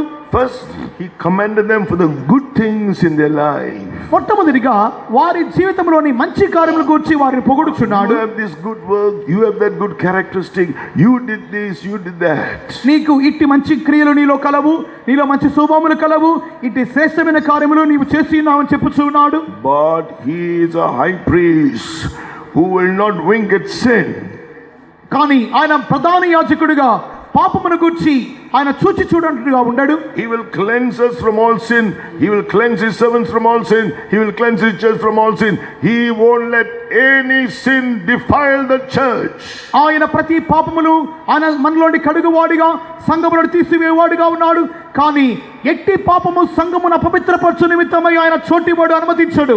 One man's sin will defile the church. ఒక్క మనుషునిగా పాపము సంఘమంతటిని అపవిత్రపరచును.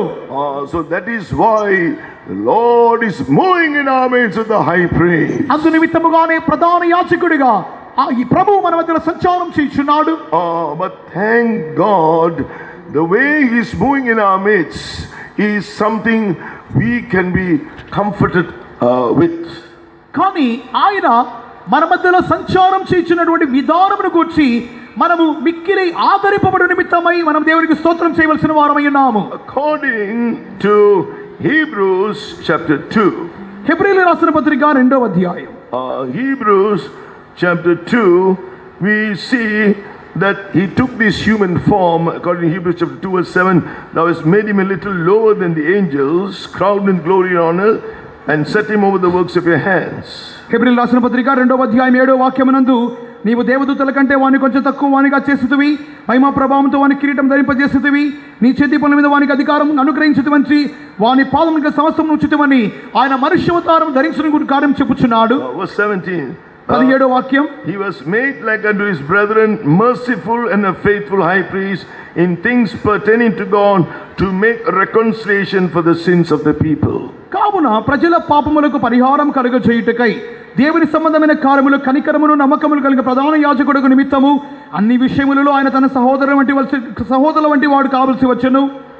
So he is a merciful high priest and a faithful high priest. He won't leave us the way we are, yet he is also merciful if we will repent. ఆయన కనికరం కలిగిన ప్రధాన యాజకుడు, నమ్మకమైన ప్రధాన యాజకుడు. మనము ఏ రీతిగా ఉన్నప్పటికీ కూడా ఆయన మనం వదిలివేయవాడు కాదు, కానీ మనము పశ్చాత్తాపడి మారుమనసు పొందినప్పుడు ఆయన మన మీద కనికరం చూపువాడిగా కనపడుచున్నాడు. So what should we do whenever we come to the house of, when you go into the presence of God? దేవునికి సన్నిధానంకి వచ్చినప్పుడు మనం ఏం చేయవలసిన వారమై ఉండాలి? We must realize our high priest is there according to Hebrews chapter 4. హెబ్రీయుల రాసిన పత్రిక 4వ అధ్యాయం ప్రకారముగా ప్రధాన యాజకుడు మన కొరకు ఉన్నాడని గ్రహించవలెను. He can be touched with the feeling of our infirmities. Hebrews chapter 4 verse 15. హెబ్రీయుల రాసిన పత్రిక 4:15 నందు ఆయన మన బలహీనతల యందు మనతో సహానుభావం కలవాడని గ్రహించాలి. Because he took this human form, he was tempted in all points like as we are, but he did not sin. ఆయన మనుష్యావతారమును ధరించి మన వలె అన్ని విషయములో శోధింపబడినను పాపము లేని వాడిగా కనబడనని గ్రహించవలెను. So when we come to him, ఆయన ఎదుగు వచ్చినప్పుడు we need to admit our mistake. Any sin we commit is 100% our mistake. We must admit it. ఆయన ఎదుగు వచ్చినప్పుడు మన తప్పిదములు ఏమిటని మనం గ్రహించాలి. ఆ తప్పిదములు 100% మనము చేసిన తప్పిదములుగానే మనం గ్రహించవలెను. So therefore when we come to him, that's what he expects. ఆయన ఎదుగు వచ్చినప్పుడు ఈ విధముగా మన ఒప్పుకోలు చేయుట మన ఎదురు నుండి ఆయన ఎదురు చూస్తున్నాడు. Not like Adam, he said, the woman you gave me to see me, because of her I ate this fruit. Not like Eve, when God asked her, she said, that devil came and spoke to me, he is the one. No, God did not accept it. They were cast out of the garden. ఆదాము వల్లే కాకుండా ఆదాము వల్లే ఉండకూడదు. ఆదాముని ఎందుకు పాపం చేసినామనగా నీవు నాతో పాటు ఉండి నిమిత్తమై నాకు ఇచ్చిన స్త్రీ మూలముగానే పాపం చేసినానని చెప్పినది. స్త్రీ వల్లే మనం ఉండకూడదు. స్త్రీ నీ ఎందుకు పాపం చేసినావు అని అడుగుగా ఈ యొక్క సర్పము నన్ను వంచినది, అందు నిమిత్తముగా నీకు ఫలం తినినానని స్త్రీ వల్లే మనం చెప్పకూడదు. మనము ఉన్నది ఉన్నట్లుగా మనం ఒప్పుకోలు చేయవలసిన వారమై ఉన్నాము. Remember, he is the high priest. Through him only we are going to shine, and that our life is going to grow unto that perfection. ఆయన ప్రధాన యాజకుడై ఉన్నాడు. ఆయన మూలముగా మాత్రమే మనము ప్రకాశింపవలసిన వారమై ఉన్నాము. ఆయన మూలముగా మాత్రమే మనం సంపూర్ణతకు వెళ్ళువారముగా కనబడుచున్నాము. Hebrews 4:15, he can be touched with the feeling of infirmities. He knows your failure. He knows where you are weak. హెబ్రీయులు 4:15 ప్రకారముగా ఆయన మన బలహీనతలతో మనతో పాటు సహానుభావం కలిగిన వాడిగా ఉన్నందువలన ఆయన మనకి అపజయములను మన బలహీనతలను ఆయన ఎరిగిన వాడై ఉన్నాడు. He wants you to agree and say. That's what we call confess. Agree and say. అందుకు ఒప్పుకోలు అని చెప్పగా మొట్టమొదటిగా మనము దానిని ఒప్పుకొనాలి, తర్వాత మొట్టమొదటి ఆయనతో ఏకీభవించాలి, తర్వాత ఒప్పుకోలు చేయాలి. Then be sorry. You were the Son of God. You are now the high priest, but you were the Son of God, beaten, crucified because of this sin. Forgive me, Lord. అటు తర్వాత మనము బాధ నొందు వారముగా దుఃఖపడు వారముగా ఉండి, దేవా పాపినైన నా నిమిత్తమై ఆయన ఇప్పుడు ప్రధాన యాజకుడిగా ఉన్నప్పటికీ దేవా నీవు దేవుని కుమారుడిగా నా నిమిత్తమై సిలువైబడినావని మనం దుఃఖపడు వారమై ఉండాలి. Immediately he'll become the merciful high priest. The Lord will cleanse you with his precious blood. If we confess our sins, he is faithful and just to forgive us our sins and to cleanse us from all unrighteousness. The blood of Jesus Christ his son will cleanse us from all sin. ఆయన కనికరము కలిగిన ప్రధాన యాజకుడిగా ఉన్నందువలన మన పాపములు ఒప్పుకున్న వెంటనే ఆయన మనకి ప్రతి పాపమును కడిగి మన శుద్ధీకరించి నీతిమంతులుగా తీర్చువాడిగా కనపడుచున్నాడు. As a faithful high priest, Hebrews chapter 4 verse 16. హెబ్రీయుల రాసిన పత్రిక 4వ అధ్యాయం 16వ వాక్య ప్రకారముగా ఆయన నమ్మకస్తుని ప్రధాన యాజకుడై ఉన్నారు. From the throne of grace, he is also interceding for you. ఆయన కృపాసనము నుండి మన నిమిత్తమై ఆయన విజ్ఞాపన చేయించి ఉన్నాడు. Where you fail, he is going to make you an overcomer. నీవు ఎక్కడ అపజయమనొంది ఉన్నావో అక్కడే నిన్ను జయించువానిగా మార్చుచున్నాడు. He will give you the grace of our teachers to deny ungodliness and worldliness, to live righteously, soberly and godly in this present world. Grace will teach you. ఇక కృపనున్నది ఇట్టి పాప సంబంధమైనటువంటి దుర్నీతి సంబంధమైన భక్తిహీనత లోకంలో నుండి మనము ప్రత్యేకింపబడి మనము ఆయనకు కృపలో మనం ఎదుగువారముగా నీతిలో ఎదుగువారముగా సహాయం చేయుచున్నది. Oh, he is the faithful high priest, will make sure he will send his anointing upon you. He will send his word and make you an overcomer. కావున ఇట్టి నమ్మకమైన ప్రధాన యాజకుడు ఆయన తనక శక్తిని తనక అభిషేకమును మన మధ్యలో కుమ్మరించి తనక వాక్యమును మనకు పంపించి మన జయవీరులుగా మార్చువాడై ఉన్నాడు. If you have not experienced it, from now you do this and you will see it. Shall we praise our God? ఇట్టి అనుభవం ఇంతవరకు మనకు లేనట్లయితే ఇక మీదటికి వాక్యముగా అప్పగించుకొని దీనిలో ముందుకు సాగు నిమిత్తమై దేవుడు సాయం చేయనులుగా స్తోత్రించుదాము. Hallelujah, our high priest, Lord Jesus, we thank you. You are a merciful high priest, faithful high priest. We thank you. You can be touched with feeling of my infirmities. Thank you for your mercy. Thank you for your grace. Of the throne of grace that's teaching us. Hallelujah. Now coming back to that candlestick, తిరిగి ఆ యొక్క దీపస్తంభం మీదకు మనం వచ్చినప్పుడు there is a lamp for each of those 7 lamps. అక్కడ 7 కొమ్మల మీద మధ్య ప్రకాండంతో పాటు కలిసి 7 కొమ్మల మీద దీపములు కనపడుచున్నవి. And there is a wick there and oil is poured into it. Oil speaks of the anointing. అక్కడ ఒక ఒత్తి కనపడుచున్నది. ప్రతి దీపములోను నూనె పోయబడుచున్నది. So that wick, what happens as it burns and burns and burns, then it needs to be trimmed. ఇక్కడ ఆ యొక్క ఒక్కొక్క దీపములో మనం కలిగించు నిమిత్తమై ఆ యొక్క ఒత్తిని అది మనం కత్తిరించు వారముగా కనపడాలి. So there are snuffers, which is written here, which is used to trim the wick. ఆ యొక్క కత్తెరలు ఆ యొక్క ఒత్తిని కత్తిరించు నిమిత్తమై కత్తెరలు కనపడుచున్నవి.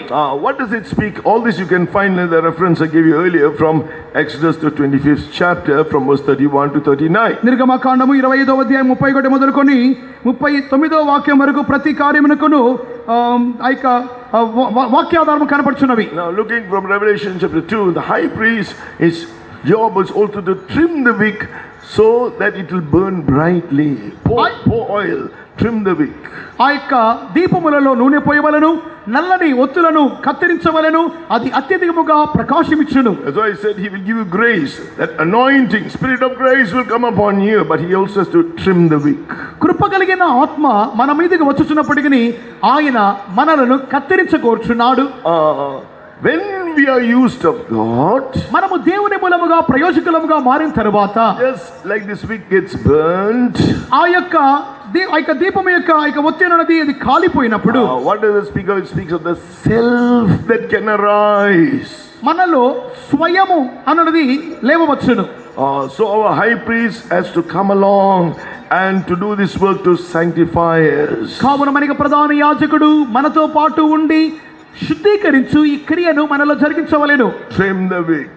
ఆ యొక్క ఒత్తిని ఆయన కత్తిరించవలెను. Repent of that self and put off that old man. Trim the wick. ఆ యొక్క ఒత్తిని నల్లని ఒత్తిని ఆయన కత్తిరించుచు ఆయన యొక్క స్వయమును తీసివేయవాడిగా ప్రతిశుభం తీసివేయవాడిగా ఉన్నారు. So that's why we must be careful. I have to be careful to check my life.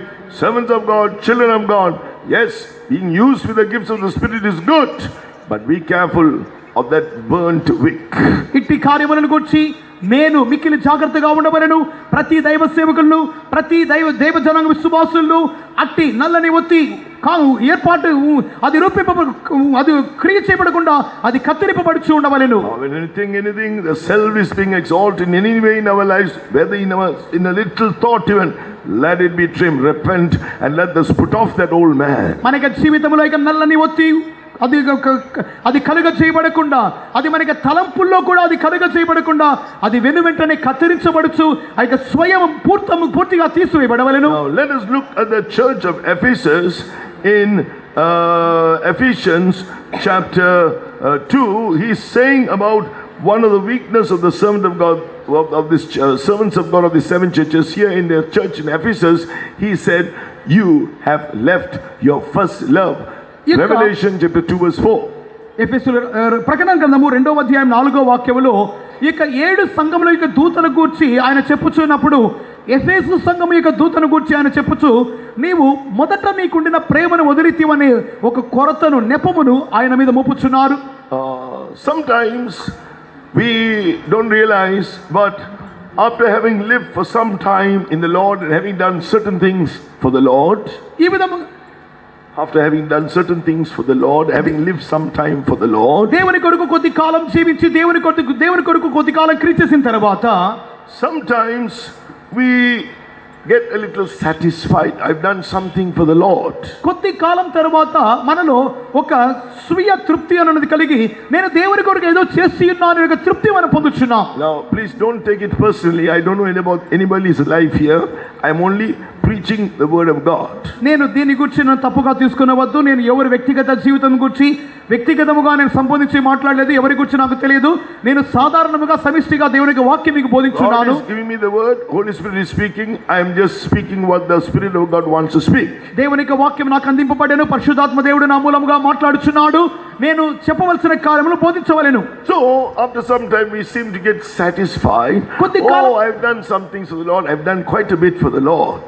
కొద్ది కాలం తరువాత నేను దేవుని కొరకు ఏదో కొద్ది కాలం చేస్తున్నాను, సాధించినా అని చెప్పి మనము తృప్తి పొందేవారముగా మనం కనపడుచున్నాము. So, instead of being grateful to the Lord for what we've been able to do, sometimes we may think, after doing so many things, when we pray certain prayers, we expect God to answer it because we have done so much for the Lord. Now God should be grateful to me. God should do this for me. కొద్ది కాలం తరువాత మనము దేవుని కొరకు కొద్ది సేవను పరిచయం చేసిన తరువాత అటు తర్వాత మనము చేయించినటువంటి కొన్ని ప్రార్థనల్లో దేవుడు వెంటనే మనకు జవాబిచ్చు నిమిత్తమై మనం ఎదురు చూస్తున్నాము. నేను దేవుని కొరకు ఇక పరిచర్యలు ఇంతగా నేను సేవ చేస్తున్నాము కాబట్టి నేను ఆయనకు చేసిన సేవ నిమిత్తముగా ఆయన నాకు కృతజ్ఞుడిగా ఉండాలని చెప్పి వెంటనే దేవుడు నాకు జవాబు ఇవ్వాలని మనం ఎదురు చూస్తున్నాం. When we lose that grateful heart, we have left that first love. దేవుని ఎడల మనకుండవలసిన కృతజ్ఞతను మనం వదిలిపెట్టినట్లయితే అదే మొదటి ప్రేమను వదిలిపెట్టుట. A Christian who doesn't live in the grace of God is fallen. క్రైస్తవ జీవితము కృపలో నిలిచియుండనిది పడిపోయిన జీవితం. If I am standing today, I can do anything at all. If I can lift this cup, it's only by the grace of God. ఈ దినమందు మీదట నిలబడి ఉన్నాను, నా చేతిలోని కప్పుని ఎత్తు నిమిత్తమై నేను చెయ్యి ఎట్టి కార్యమైనప్పటికీ అది దేవుని కృప మూలముగా మాత్రమే చేయుచున్నాను. In Romans 5 verse 2, we have access by faith into the grace, in this grace wherein we stand, and because of that we can rejoice in the hope of the glory of God. One day by His grace through faith He is going to perfect me. రోమాపత్రిక 5వ అధ్యాయం 2వ వాక్యములో, మరియు ఆయన ద్వారా మనము విశ్వాసం వలన ఈ కృప యందు ప్రవేశం కలిగిన వారమై అందులో నిలిచియుండి దేవుని మహిమను గూర్చిన నిరీక్షణ బట్టి అతిశయపడుచు ఆయన ఒక దినమందు నన్ను సంపూర్ణపరిచి తన ఎదుగు చేర్చుకొనని మనం నిశ్చయించుకుని వారమై ఉండాలి. So how should we live? ఏ రీతిగా జీవించాలి? As much as possible, remember the day when the Lord saved you, or remember how I have to remember how I was an unworthy sinner. I am still a sinner, but because of the grace of God, I am saved. మనము ఏ రీతిగా జీవించవలెను అన్నట్లయితే, మనము రక్షింపబడిన మొదటి దినమందు ఒక అయోగ్యమైన పాపిగా ఉన్నటువంటి ఆ సందర్భములో ఇంకను నేను పాపములోనే నివసించుచున్నాను అన్నటువంటి అట్టి స్థితిలో ఉన్నటువంటి వారముగా మనము ఆ యొక్క కృపను మనం తలంచి దాని రక్షణ పొందిన మొదటి దినం జ్ఞాపకం చేసుకుంటూ జీవించాలి. Paul the apostle writes, I am the chiefest of sinners, but I'm now the grace of God is I've received the abundance of grace with faith and love. అపోస్తలుడైన పౌలు చెప్పుచున్నాడు, నేను పాపులందరిలో ప్రధాన పాపిగా కనపడుచున్నాను, కానీ నేనేమైనాను అది దేవునికి కృపమూలముగానే కనపడుచున్నాను చెప్పుచున్నాడు. So I can say among all the people here, I am the worst person. మనమందరం చెప్పవలేను, ఇక్కడ ఉన్న అందరిలో నేనే ప్రధాన పాపిని చెప్పవలేను. But because I know my life, కానీ నా జీవితం నాకు తెలుసును. because of the grace of God, దేవుని కృప మూలముగా He is doing His work in me. ఆయన నాలో తన క్రియను జరిగించుచున్నాడు. So we have to realize we are unworthy sinners, unworthy of this salvation, not unworthy to receive the Holy Spirit, unworthy of eternal life, of the salvation. మనం ఏ విధంగా గ్రహించవలనట్లయితే, నేను ఒక అయోగ్యమైన పాపిని, ఇట్టి రక్షణను పొందుటకే, పరిశుద్ధాత్మ పొందుటకు అయోగ్యుని చెప్పుకోవడం కాదు, కానీ ఇట్టి రక్షణ పొందుకుంటే, పాప క్షమాపణ పొందుకుంటే నేను అయోగ్యుడు అని చెప్పుకుని వారమై ఉండాలి. So by the only thing I am worthy of and you are worthy of is the lake of fire, to be tormented forever and ever. మనము దేని నిమిత్తమై యోగ్యులమోనగా ఆ యొక్క నిత్యానిత్యముగా అగ్ని గంధకములతో మండుగుండములో పాడువేయబడి మనము వేదన పొందు నిమిత్తముగానే మనము యోగ్యులముగా కనబడుచున్నాము. But because of the mercy of God which reached us through Jesus' sacrifice, యేసుక్రీస్తు యొక్క రక్తము బలియర్పణ మూలముగా మాత్రమే మనము ఇట్టి కార్యముగా మనం పొందుకొని ఉన్నాము. because He reached out to us through the gospel, ఆయన సువార్త మూలముగా మనలను సమీపించి ఉన్నాడు. He was interceding for us. మన నిమిత్తమై విజ్ఞాపన చేయుచున్నాడు. He enabled us to repent of our sins మనము మన పాపము నిమిత్తమై పశ్చాత్తాపడుటకు ఆయన సహాయం చేయుచున్నాడు. and trust wholly in His grace. ఆయన యొక్క కృపయందలి నమ్మిక కలిగిన వారముగా కనపడి చేయుచున్నాడు. Now we have to go on realizing unworthiness. I'm an unworthy sinner. Trust more in the grace of God.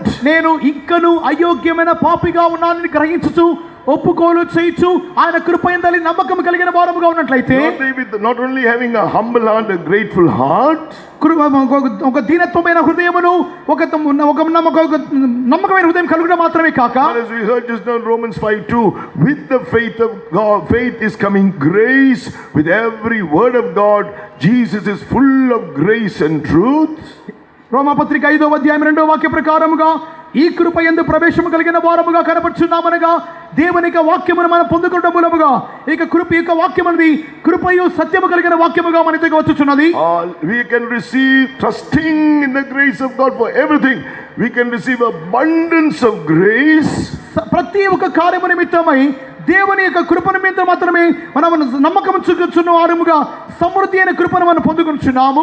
And according to Romans 5:17, and you can receive that gift of right, you have received that gift of righteousness with the baptism of the Holy Spirit, abundance of grace. రోమాపత్రిక 5వ అధ్యాయం 17వ వాక్యము ప్రకారముగా కృపా బాహుల్యమును నీతి దానమును మనము జీవం పొందిన వారమై నీటి బాప్తిసములముగా పొందుకొనుచున్నాము.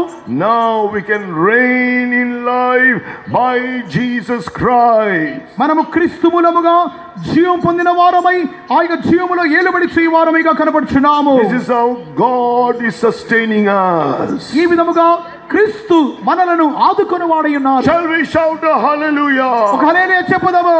Hallelujah. Yes, and therefore God wants us to be in all the children of God.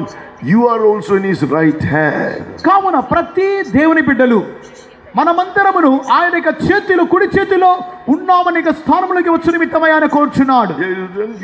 By the baptism of the Holy Spirit, now we have received this gift of the Holy Spirit. With that gift we have received the gift of righteousness and the abundance of grace. పరిశుద్ధాత్మ మూలముగా పరిశుద్ధాత్మిక వరమును పొందుచున్నాము, అటు తరువాత నీతి యొక్క వరమును పొందుచున్నాము, అటు తరువాత కృపా బాహుల్యమును పొందుచున్నాము. So now we are in that right hand of righteousness. మనము దేవుని యొక్క నీతియను కుడి హస్తములో, దక్షిణ హస్తములో ఉన్నాము. What does God say? ఇక్కడ దేవుడు ఏం చెప్పుచున్నాడు? Isaiah chapter 41. యెషయా గ్రంథము 41వ అధ్యాయము. Isaiah 41 verse 10, fear thou not.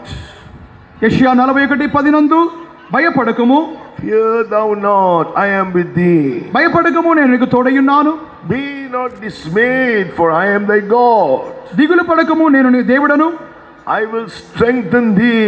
నేను నిన్ను బలపరుతును. Yea, I will help thee. నీకు సహాయం చేయవాడను నేనే. Yea, I will uphold thee in the right hand of my righteousness. నీతియను నా దక్షిణ హస్తముతో నిన్ను ఆదుకొందును. So therefore he says, fear not. అందుకొరకే చెప్పుచున్నాడు, భయపడకము, Don't be dismayed. దిగులు పడకము. Oh, I will strengthen thee and help thee. నిన్ను బలపడుతున్న సహాయం చేతును. Yeah, where are you? You are in the right hand of righteousness of God. నీవెక్కడ ఉన్నావు? దేవుని యొక్క నీతి అను దక్షిణస్థంలో ఉన్నావు. Not only at repentance, we repented of our sins with the heart. Man believeth unto righteousness, with the mouth confession is made unto salvation. ఈ విధముగా హృదయములో విశ్వసించుట మాత్రమే కాక రక్షణ పొందు నిమిత్తమై హృదయములో విశ్వసించు నోటితో ఒప్పుకోలు చేయువారముగా ఉండాలి. On baptism we take a step to fulfill all righteousness of God. In order to fulfill all the righteousness of God, that's one step. Water baptism. ఇంకను దేవుని నీతి యావత్తును చేయ నిమిత్తముగా ఇంకొక మెట్టైనటువంటి నీటి బాప్తిసముకు మనం అప్పగించుకునే వారముగా కనపడాలి. Then after that, according to Romans chapter 6 verse 19 and 22. రోమా పత్రిక 6వ అధ్యాయము 19, 22 వాక్యముల ప్రకారముగా Romans chapter 6 verse 19 says, now as you have yielded your members servants to uncleanness and to iniquity, even so now yield your members servants to righteousness unto holiness. ఏమనగా అక్రమం చేయబట్టకై అపవిత్రతకు అక్రమమును మీ అవయములు దాసులుగా ఎలాగ అప్పగించుతురో అలాగే పరిశుద్ధత కలుగుటకై ఇప్పుడు మీ అవయములు నీతికి దాసులుగా అప్పగించుడి. Romans 6:22, being now made free from sin and become servants to God, you have your fruit unto holiness, in the end everlasting life. 6వ అధ్యాయం 22వ వాక్యములో రోమా అయినను ఇప్పుడు పాపము నుండి విమోచింపబడి దేవునికి దాసులైనందున పరిశుద్ధత కలుగుటయే మీకు ఫలము, దాని అంతము నిత్య జీవము. This is after the truth of baptism we experience it, but we also need to be baptized in the Holy Spirit. ఇట్టి అనుభవములు నీటి బాప్తిసములుగా మనం పొందుకొనుచున్నాము. అంతటితో ఆగకుండా పరిశుద్ధాత్మ అభిషేకం పొందువారమై ఉండాలి. With the baptism of the Holy Spirit we read just now, we experience what Romans 5 verse 17 says. రోమా పత్రిక 5వ అధ్యాయం 17వ వాక్యమునది అభిషేక మూలముగా మనం పొందుకొనుచున్నటువంటి అనుభవమై ఉన్నది. Continue in this experience. ఎట్టి అనుభవములో ఎడతెగక ఉండుడి.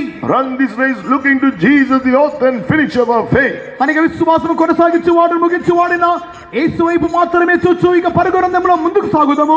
Very soon we are going to be made worthy of the throne. He will do his work to perfect us. ఆయన మన సంపూర్ణ పరచు నిమిత్తమై ఆయన మనల్ని క్రియలో చేసి ముగించి ఆ యొక్క సింహాసనముకు మనల్ని యోగ్యులుగా మార్చును.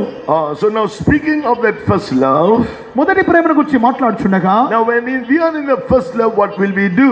మొదటి ప్రేమలో మనం ఉన్నాము అన్నట్లయితే మనం ఏం చేయదము? Because we are grateful that he has given us this salvation from sin and given us eternal life. ఆయన పాపములోని మనల్ని రక్షించి నిత్య జీవము నిమిత్తం ఆయన రక్షించినాడు. We will be willing to do anything for him, even to lay down our life for him. ఆయన నిమిత్తమై ఏదైనా చేయగలము. మన ప్రాణమును కూడా ఆయన నిమిత్తమై పెట్టబద్దులముగా కనబడుచున్నాము. The works we do in that state, being so grateful, are called the first works. కృతజ్ఞతతో నిండినటువంటి అట్టి హృదయముతో మనం ఏదైతే చేయుచున్నామో అదే మొదటి ప్రేమ. From that we go on growing in all other works. అటు తర్వాత మిగిలిన తక్కిన ఇతర క్రియలలో మనం ముందుకు సాగుచున్నాం. So he told the church of the servant of God in the Ephesus, the Lord said, Revelation 2:4, nevertheless I have somewhat against thee, because thou hast left thy first love. Verse 5, remember therefore from whence thou art fallen, and repent and do the first works, or else I will come unto thee quickly and will remove thy candlestick out of his place, except you repent. ఎఫెసు సంఘములోని దూతకు ఆయన ఇలాగ చెప్పుచున్నాడు. ఈ ప్రకటన గ్రంథము 2వ అధ్యాయం 4-5 వాక్యములలో, ఆయనను మొదట నీకుండిన ప్రేమను నీ వదిలితేవని నేను నీ మీద ఒక తప్పు మోపవలసినది. నీవు ఏ స్థితిలోని పడితేవో అది జ్ఞాపకం చేసుకొని మారు మనసు పొంది ఆ మొదటి క్రియలు చేయము. అట్లా చేసి నీవు మారు మనసు పొందితేనే కానీ నేను ఎడల ఎదుగు వచ్చి దీపస్తంభం చోటను తీసివేయుదును. When you're in the first love, as I said, one good clear sign, one of the former Pastor VG7 said, we will always be full of gratitude and praising God. మన ముందున్నటి ప్రధాన పాస్టర్ గారు pastor విజి Samuel గారు ఇక మొదటి ప్రేమ గురించి చెప్పుచున్నప్పుడు ఆ యొక్క మొదటి ప్రేమ అనుభవం ఏమిటనగా ప్రతి కార్యముల నిమిత్తమై మనము దేవునికి కృతజ్ఞతలు చెల్లిస్తూనే ఉంటాం. I am an unworthy sinner. You have done this for me by your grace. I am an unworthy sinner. You have done this by grace. Every day, every moment. నేను అయోగ్యుడైన పాపినిగా ఉంటిని, నీవు నా కొరకు ఇంటి కార్యం చేస్తువి. నేను అయోగ్యమైన పాపిని, నీవు నాకు ఇంటికి కృప దయచేస్తున్నావని ప్రతి సందర్భములో దేవునికి కృతజ్ఞతలు చెల్లిస్తూనే ఉంటాము. So nothing is hard. ఏది కఠినము కాదు. Nothing is too much. ఏది అధికము కాదు. Whatever Jesus gives you, you'll gladly accept it. ఏది ఎట్టి కార్యము దేవుడు మనకి ఇచ్చినప్పటికీ దానిని సంతోషముగా మనం స్వీకరించము.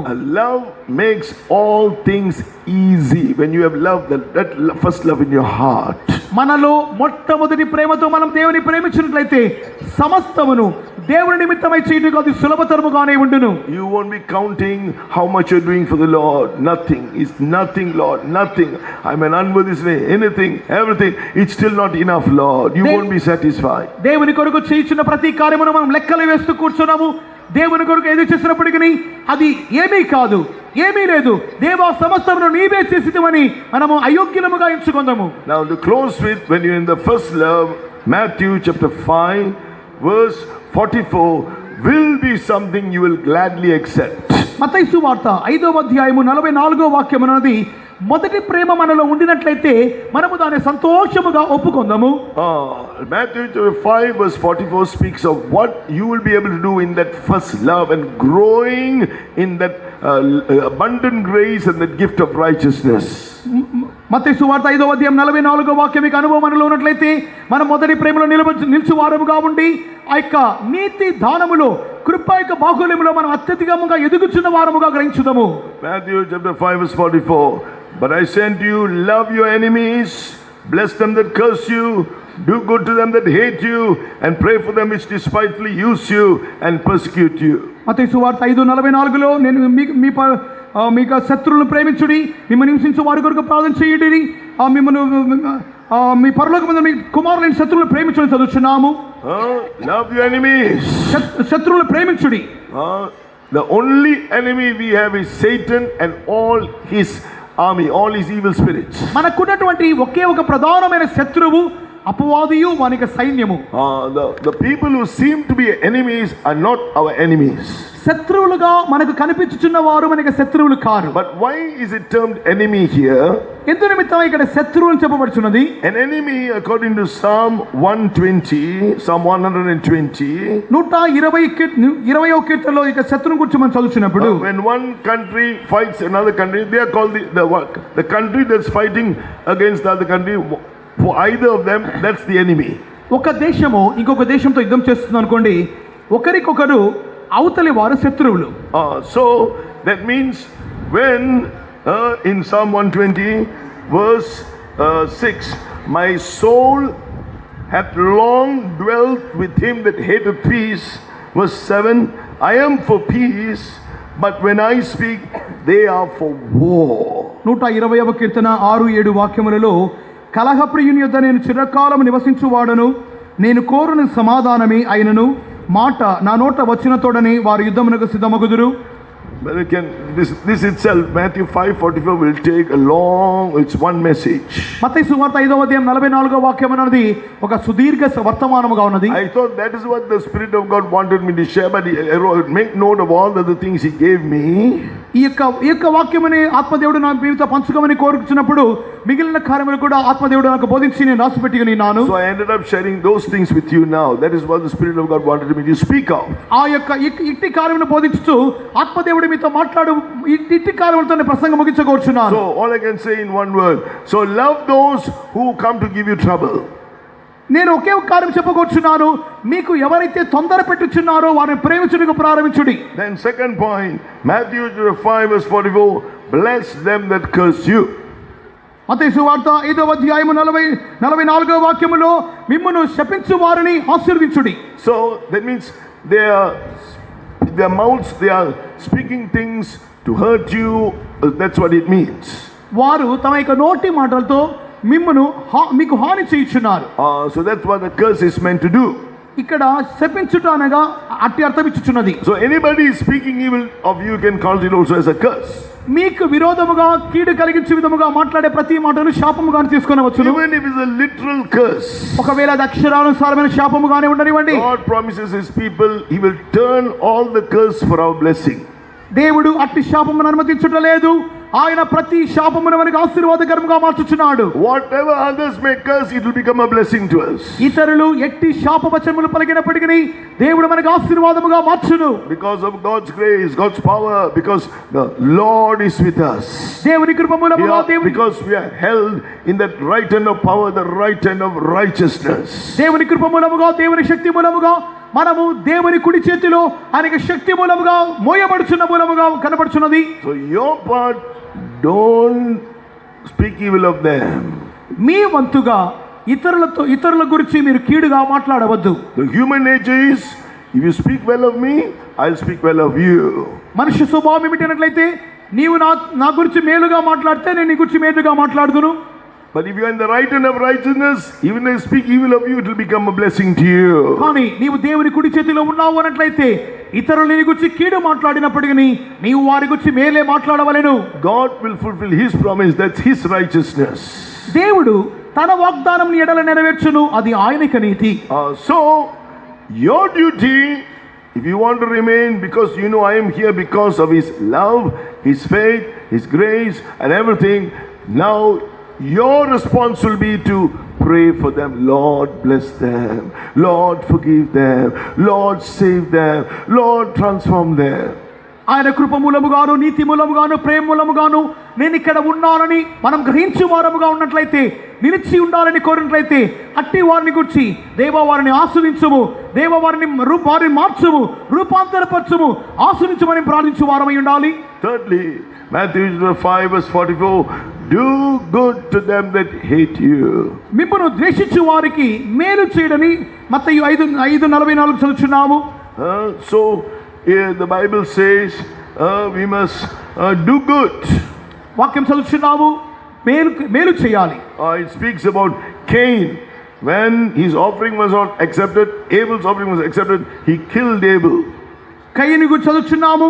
కయీను యొక్క బలి దేవుడు అంగీకరించినప్పుడు అతడి అసూయతో తనకి సహోదరుని చంపి ఉన్నాడు. So don't have any bad works, do good. చెడు కార్యములు కాదు కానీ మంచి కార్యములు చేయుడి. So what does it say in about that incident in 1 John chapter 3 from verse 12 up to verse 16?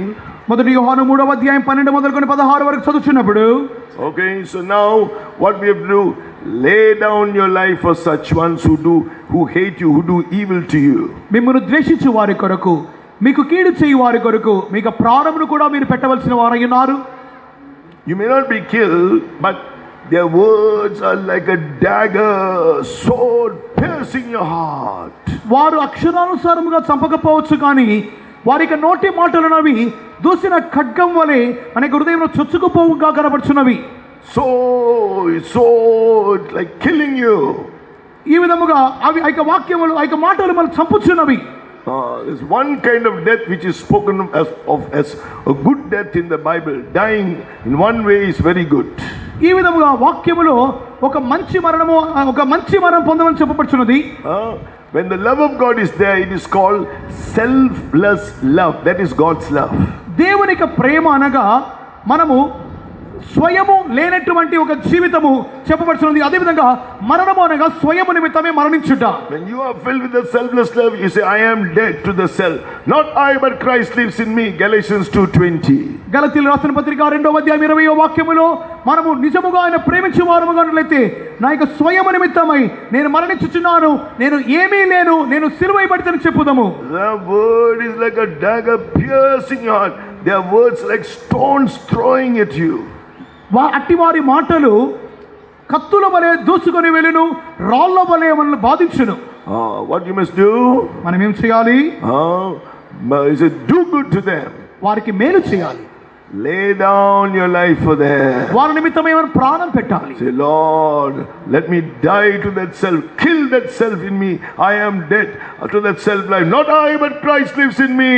దేవా నా యొక్క స్వయమును తీసివేయము, నా యొక్క స్వంత కార్యముల కొరకు నేను మరణించువానిగా కనపడాలి. నేను జీవించినది నేను కాను, నేను క్రీస్తుతో కూడా సిలువ వేయబడినాను, జీవించినది క్రీస్తే నా యందు జీవించుచున్నా అని చెప్పాలి. If they need any help, give them the help. Do good.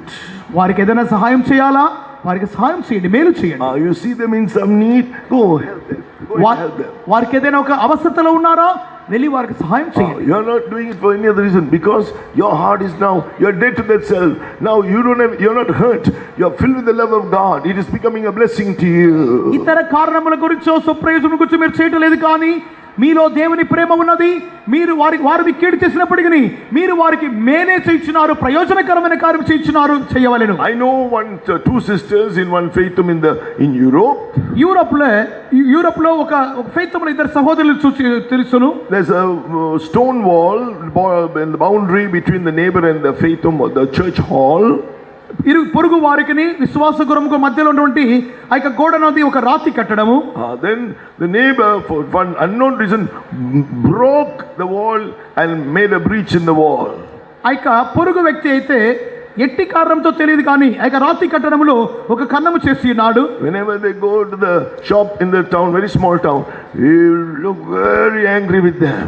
ఆ యొక్క వ్యక్తి అయితే మన యొక్క సహోదరుల యొక్క కొట్టుకు వెళ్తున్నప్పుడు అతడు చాలా కోపంతో చూసేవాడు. So one day God spoke to them according to this verse, Romans chapter 12. రోమా పత్రిక 12వ అధ్యాయంలో ఒక వాక్యంను గూర్చి ఆయన వాక్యం మూలంగా మాట్లాడినాడు. Verse 20 and 21. 20-21 వాక్యములు. Your enemy is hungry, feed him. If he is thirsty, give him drink. In so doing, you shall heap coals of fire on his head. Be not overcome of evil, but overcome evil with good. Romans 12 verse 20 and 21. రోమా పత్రిక 12వ అధ్యాయం 20-21 వాక్యములలో, నీ శత్రువు ఆకలిగొని ఉంటే అతనికి భోజనం పెట్టము, దప్పికొని ఉంటే దాహమునికిమ్ము. అలాగూ చేయటం వలన తన తల మీద నిప్పులు కుప్పగా పోయిదవు. కీడు వలన జయింపబడక మేలు చేత కీడును జయించుము. Songs of Solomon chapter 8 verse 6. His love has a most vehement flame. పరమగీతము 8వ అధ్యాయము 6వ వాక్యములో, ఆయన యొక్క ప్రేమ అగ్ని జ్వాల వంటి ప్రేమ. So one day God spoke to them what good they can do. ఒక దినమందు వారు ఏమి చేయవలనో దేవుడు మాట్లాడి ఉన్నాడు. They forgave him, they were praying for him. అతన్ని వారు క్షమించి ఉన్నారు, అతని కొరకు ప్రార్థిస్తున్నారు. They were getting filled with the love of God. దేవునికి ప్రేమతో వారు నింపబడి ఉన్నారు. They were dying to the self every day. ప్రతి దినము వారు తమకు స్వయం కొరకు మరణించుచున్నారు. Life, when you say I'm dead to self, Christ is being life of Christ, abundant grace, and you are able to reign in life. వారైతే మేము స్వయం కొరకు మరణించుచున్నాము అని చెప్పగానే క్రీస్తు వారిలో జీవించుచున్నాడు. క్రీస్తు యొక్క నిత్య జీవాలు సమృద్ధిగా పెరుగుచూ ఉండెను. But Bible says do good. So therefore, what is the good apart from praying? What is the good I can do for them, Lord? వాక్యం చెప్పుచున్నది వారికి మేలు చేయడం చెప్పుచున్నది. కావున వారు అనుకున్నారు, దేవా మేము వీరికి ఎట్టి మేలు చేయాలి. So these two, one elderly sister and one younger sister. So they decided. God spoke to them, make a cake, bake a cake. ఒక పెద్ద సహోదరి, చిన్న సహోదరి ఉన్నారు. దేవుడు వారితో చాలా తేటగా మాట్లాడినారు. ఒక దినమందు వారు ఒక అప్పమును, ఒక రొట్టెను తయారు చేస్తున్నారు. Cake. They baked the cake in the best way they could bake it. They took it, both of them took it to the neighbor's house and gave it.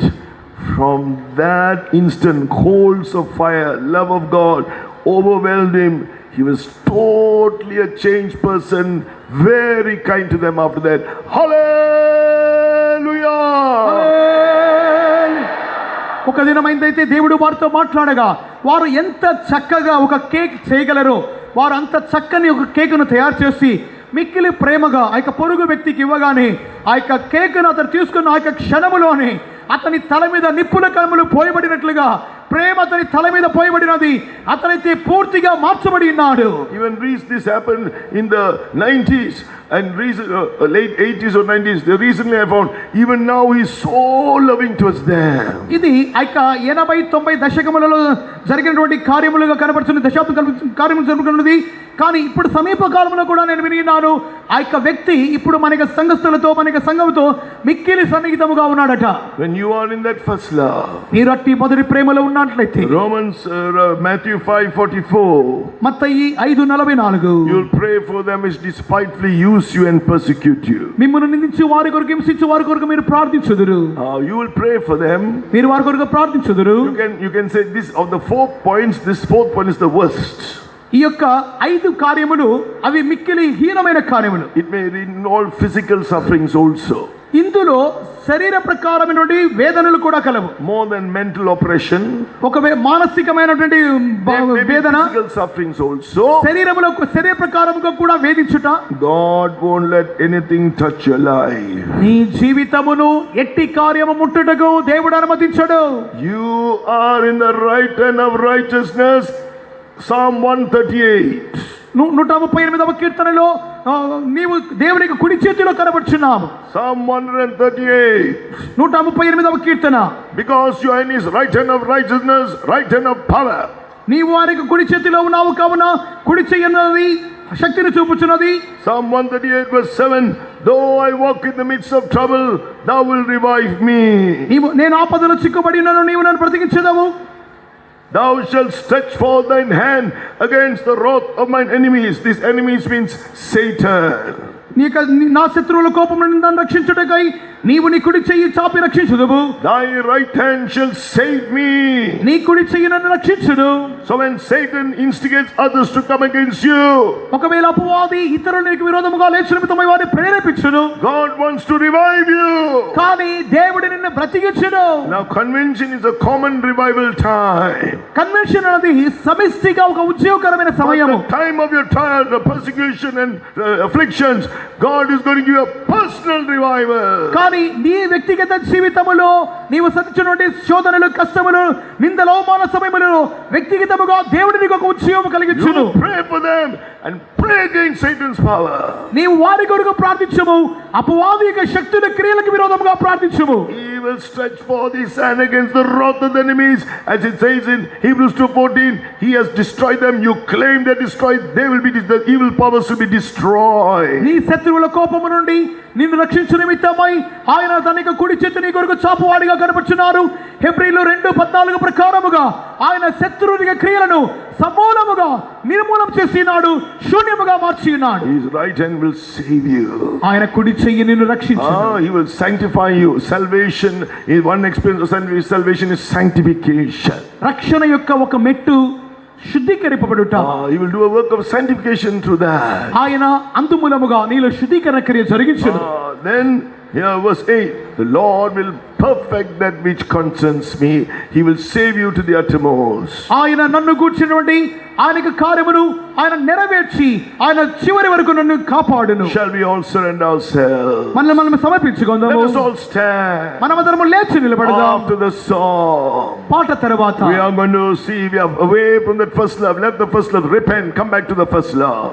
ఇక మొదటి ప్రేమ నుండి మనం తప్పిపోయినట్లయితే పశ్చాత్తాపడి మొదటి ప్రేమకు తిరిగి వద్దాం. Oh, come back to the right hand of servants of God. Come back to that right hand of God, Lord Jesus.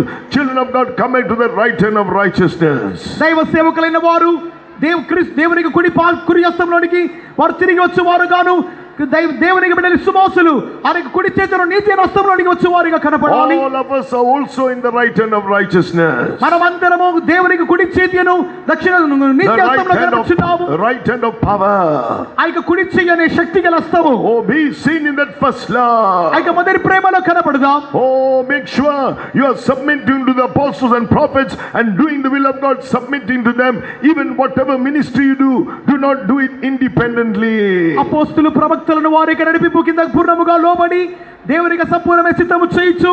ఎట్టి పరిచర్యలు మనం సంఘంలో చేయవారముగా ఉన్నప్పటికీ అది స్వయముగా కాక లోబడి దేవుని చిత్త ప్రకారముగా చేయడము. He will establish you. అప్పుడు ఆయన మనల్ని స్థిరపరచును. Oh, he is here to pour the oil of the anointing this afternoon. ఇక మధ్యాహ్న కాల సమయమందు అభిషేకమైన తైలం మన మీద పోయి కుమరించువాడై ఉన్నాడు. Oh, let everything of the old man and self exaltation be put off. Let him trim the wick right now. ప్రతి ప్రాచీన పురుషుని యొక్క క్రియలను, ప్రాచీన స్వభావములను, దుష్ట క్రియలను ఆ నల్లని ఒత్తిడిని కత్తిరించునుగాక. Amen. Open your heart. హృదయమును తెరువుడి. He is pouring his anointing, the oil into the lamp. You are that candlestick. ఆయన ఆ దీపములో ఆ నూనెను పోయించున్నాడు. మనమే ఆ దీపస్తంభము. Amen. Let us shine. మనము ప్రకాశించుదాము. First of all, let your character be transformed. Your character. మీకు స్వభావం మార్చబడాలి. Receive that anointing. అట్టి అభిషేకం పొందుకుందాం. Amen. Let's sing the chorus. రక్షణ భాగ్యము పొందుటకు రక్షక యేసు నీ కృపయే. రక్షణ భాగ్యము పొందుటకు రక్షక యేసు నీ కృపయే. నిత్యము నీతో నుండుటకు నిత్య జీవము నీచితివే. నిత్యము నీతో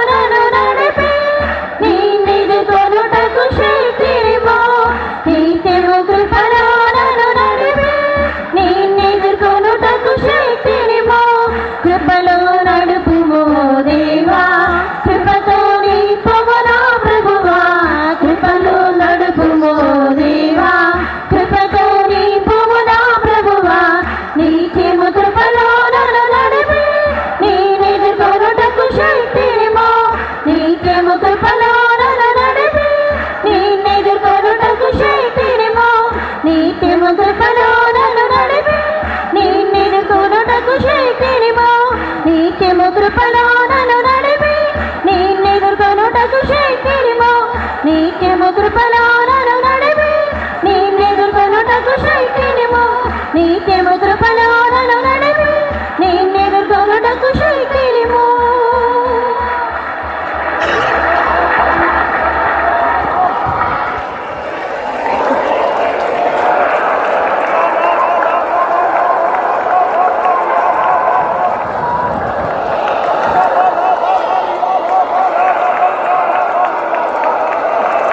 Now, when you realize we are unworthy sinners and live a life depending wholly on His grace, keeping a grateful heart, మనము ఎప్పుడైతే అయోగ్యులముగాను నేను పాపిని అయోగ్యుడనని చెప్పి మనము మనం అప్పగించుకొనొచ్చు, మనము దేవునికి కృపను మనం ఒప్పుకోలు చేస్తున్నాము, He will give us His anointing, the abundance of grace to reign in life, the gift of righteousness to reign in life with Him. నీతి అను దానమును పొందుకొని నిత్య జీవములో ఏలువారు నిమిత్తమై ఆయన మనకు నిండైన అభిషేకమును నిండైన కృపను దయచేయుచున్నాడు. You are going to reign over all your failures and faults and shortcomings. నీ యొక్క అపజయములు, నీ యొక్క కొరతలు, తప్పిదములన్నిటి మీద నీకు ఒక ఏలుబడి ఉన్నది. Be filled with His Spirit. అట్టి ఆత్మతో నింపబడము.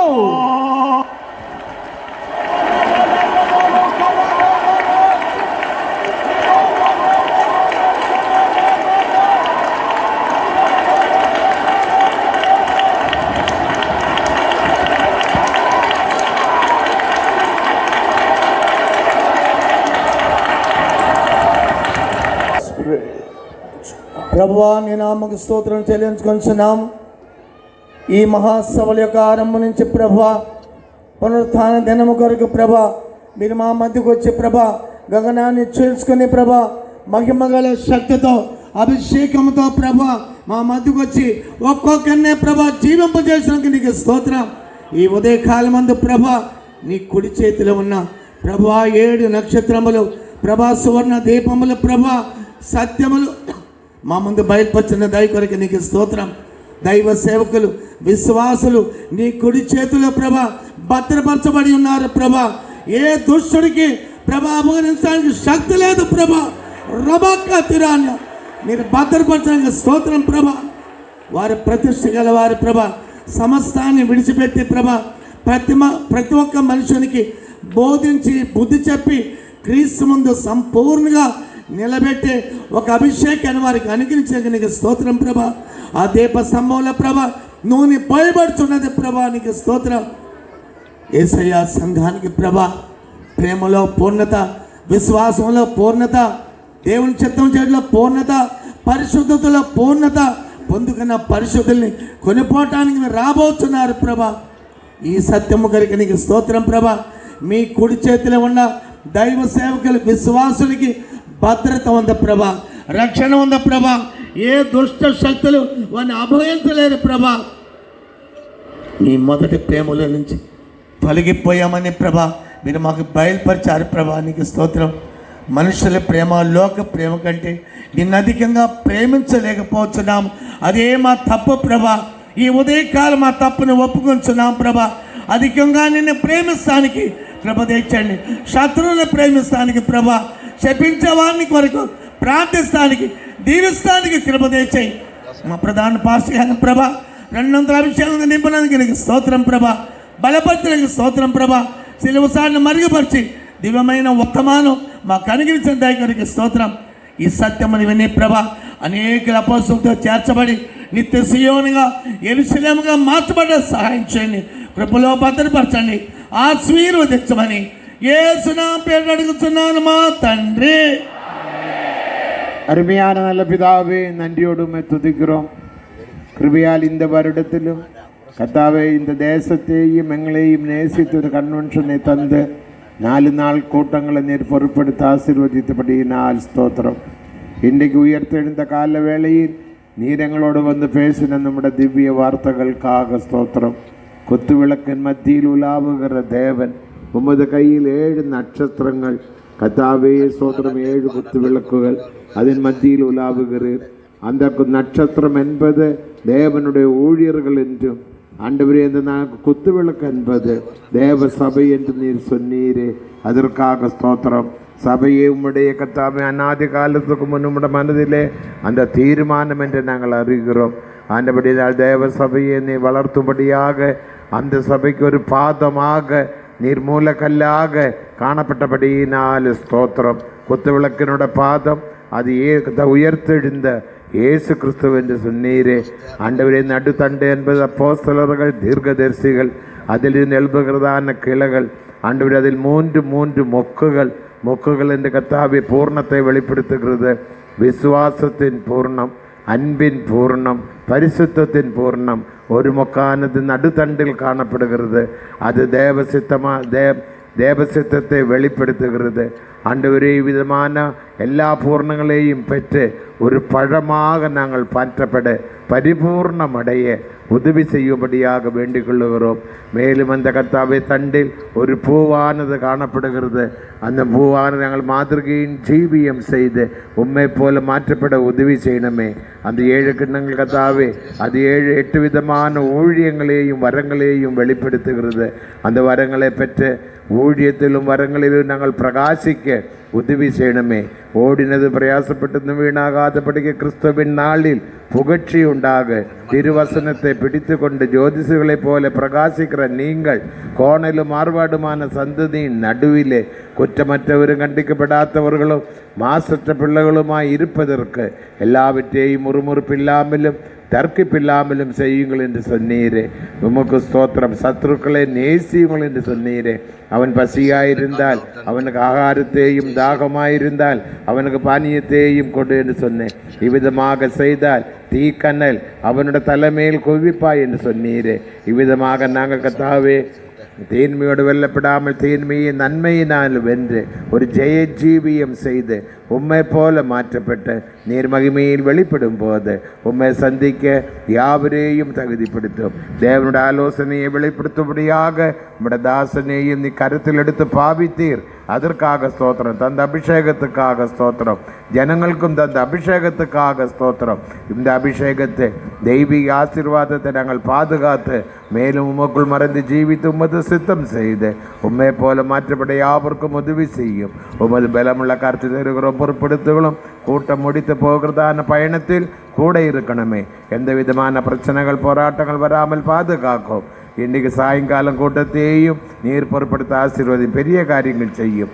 எப்படியாகிலும் நீர் மகிமையில் வெளிப்படும் போது உம்மை சந்திக்க எங்களை யாவரையும் தகுதிப்படுத்தும். அதற்காக தாழ்த்தி கரங்களில் தெரிகிறோம். பொறுப்படுத்திக் கொள்ளும். இயேசுவின் நாமத்தில் கேட்கிறோம் நல்ல பிதாவே. Amen. Now may the grace of our Lord Jesus Christ, the love of God the Father, and the sweet fellowship of the Holy Spirit rest and abide with each and every one of us until Jesus appears in all his glory. Amen. Hallelujah.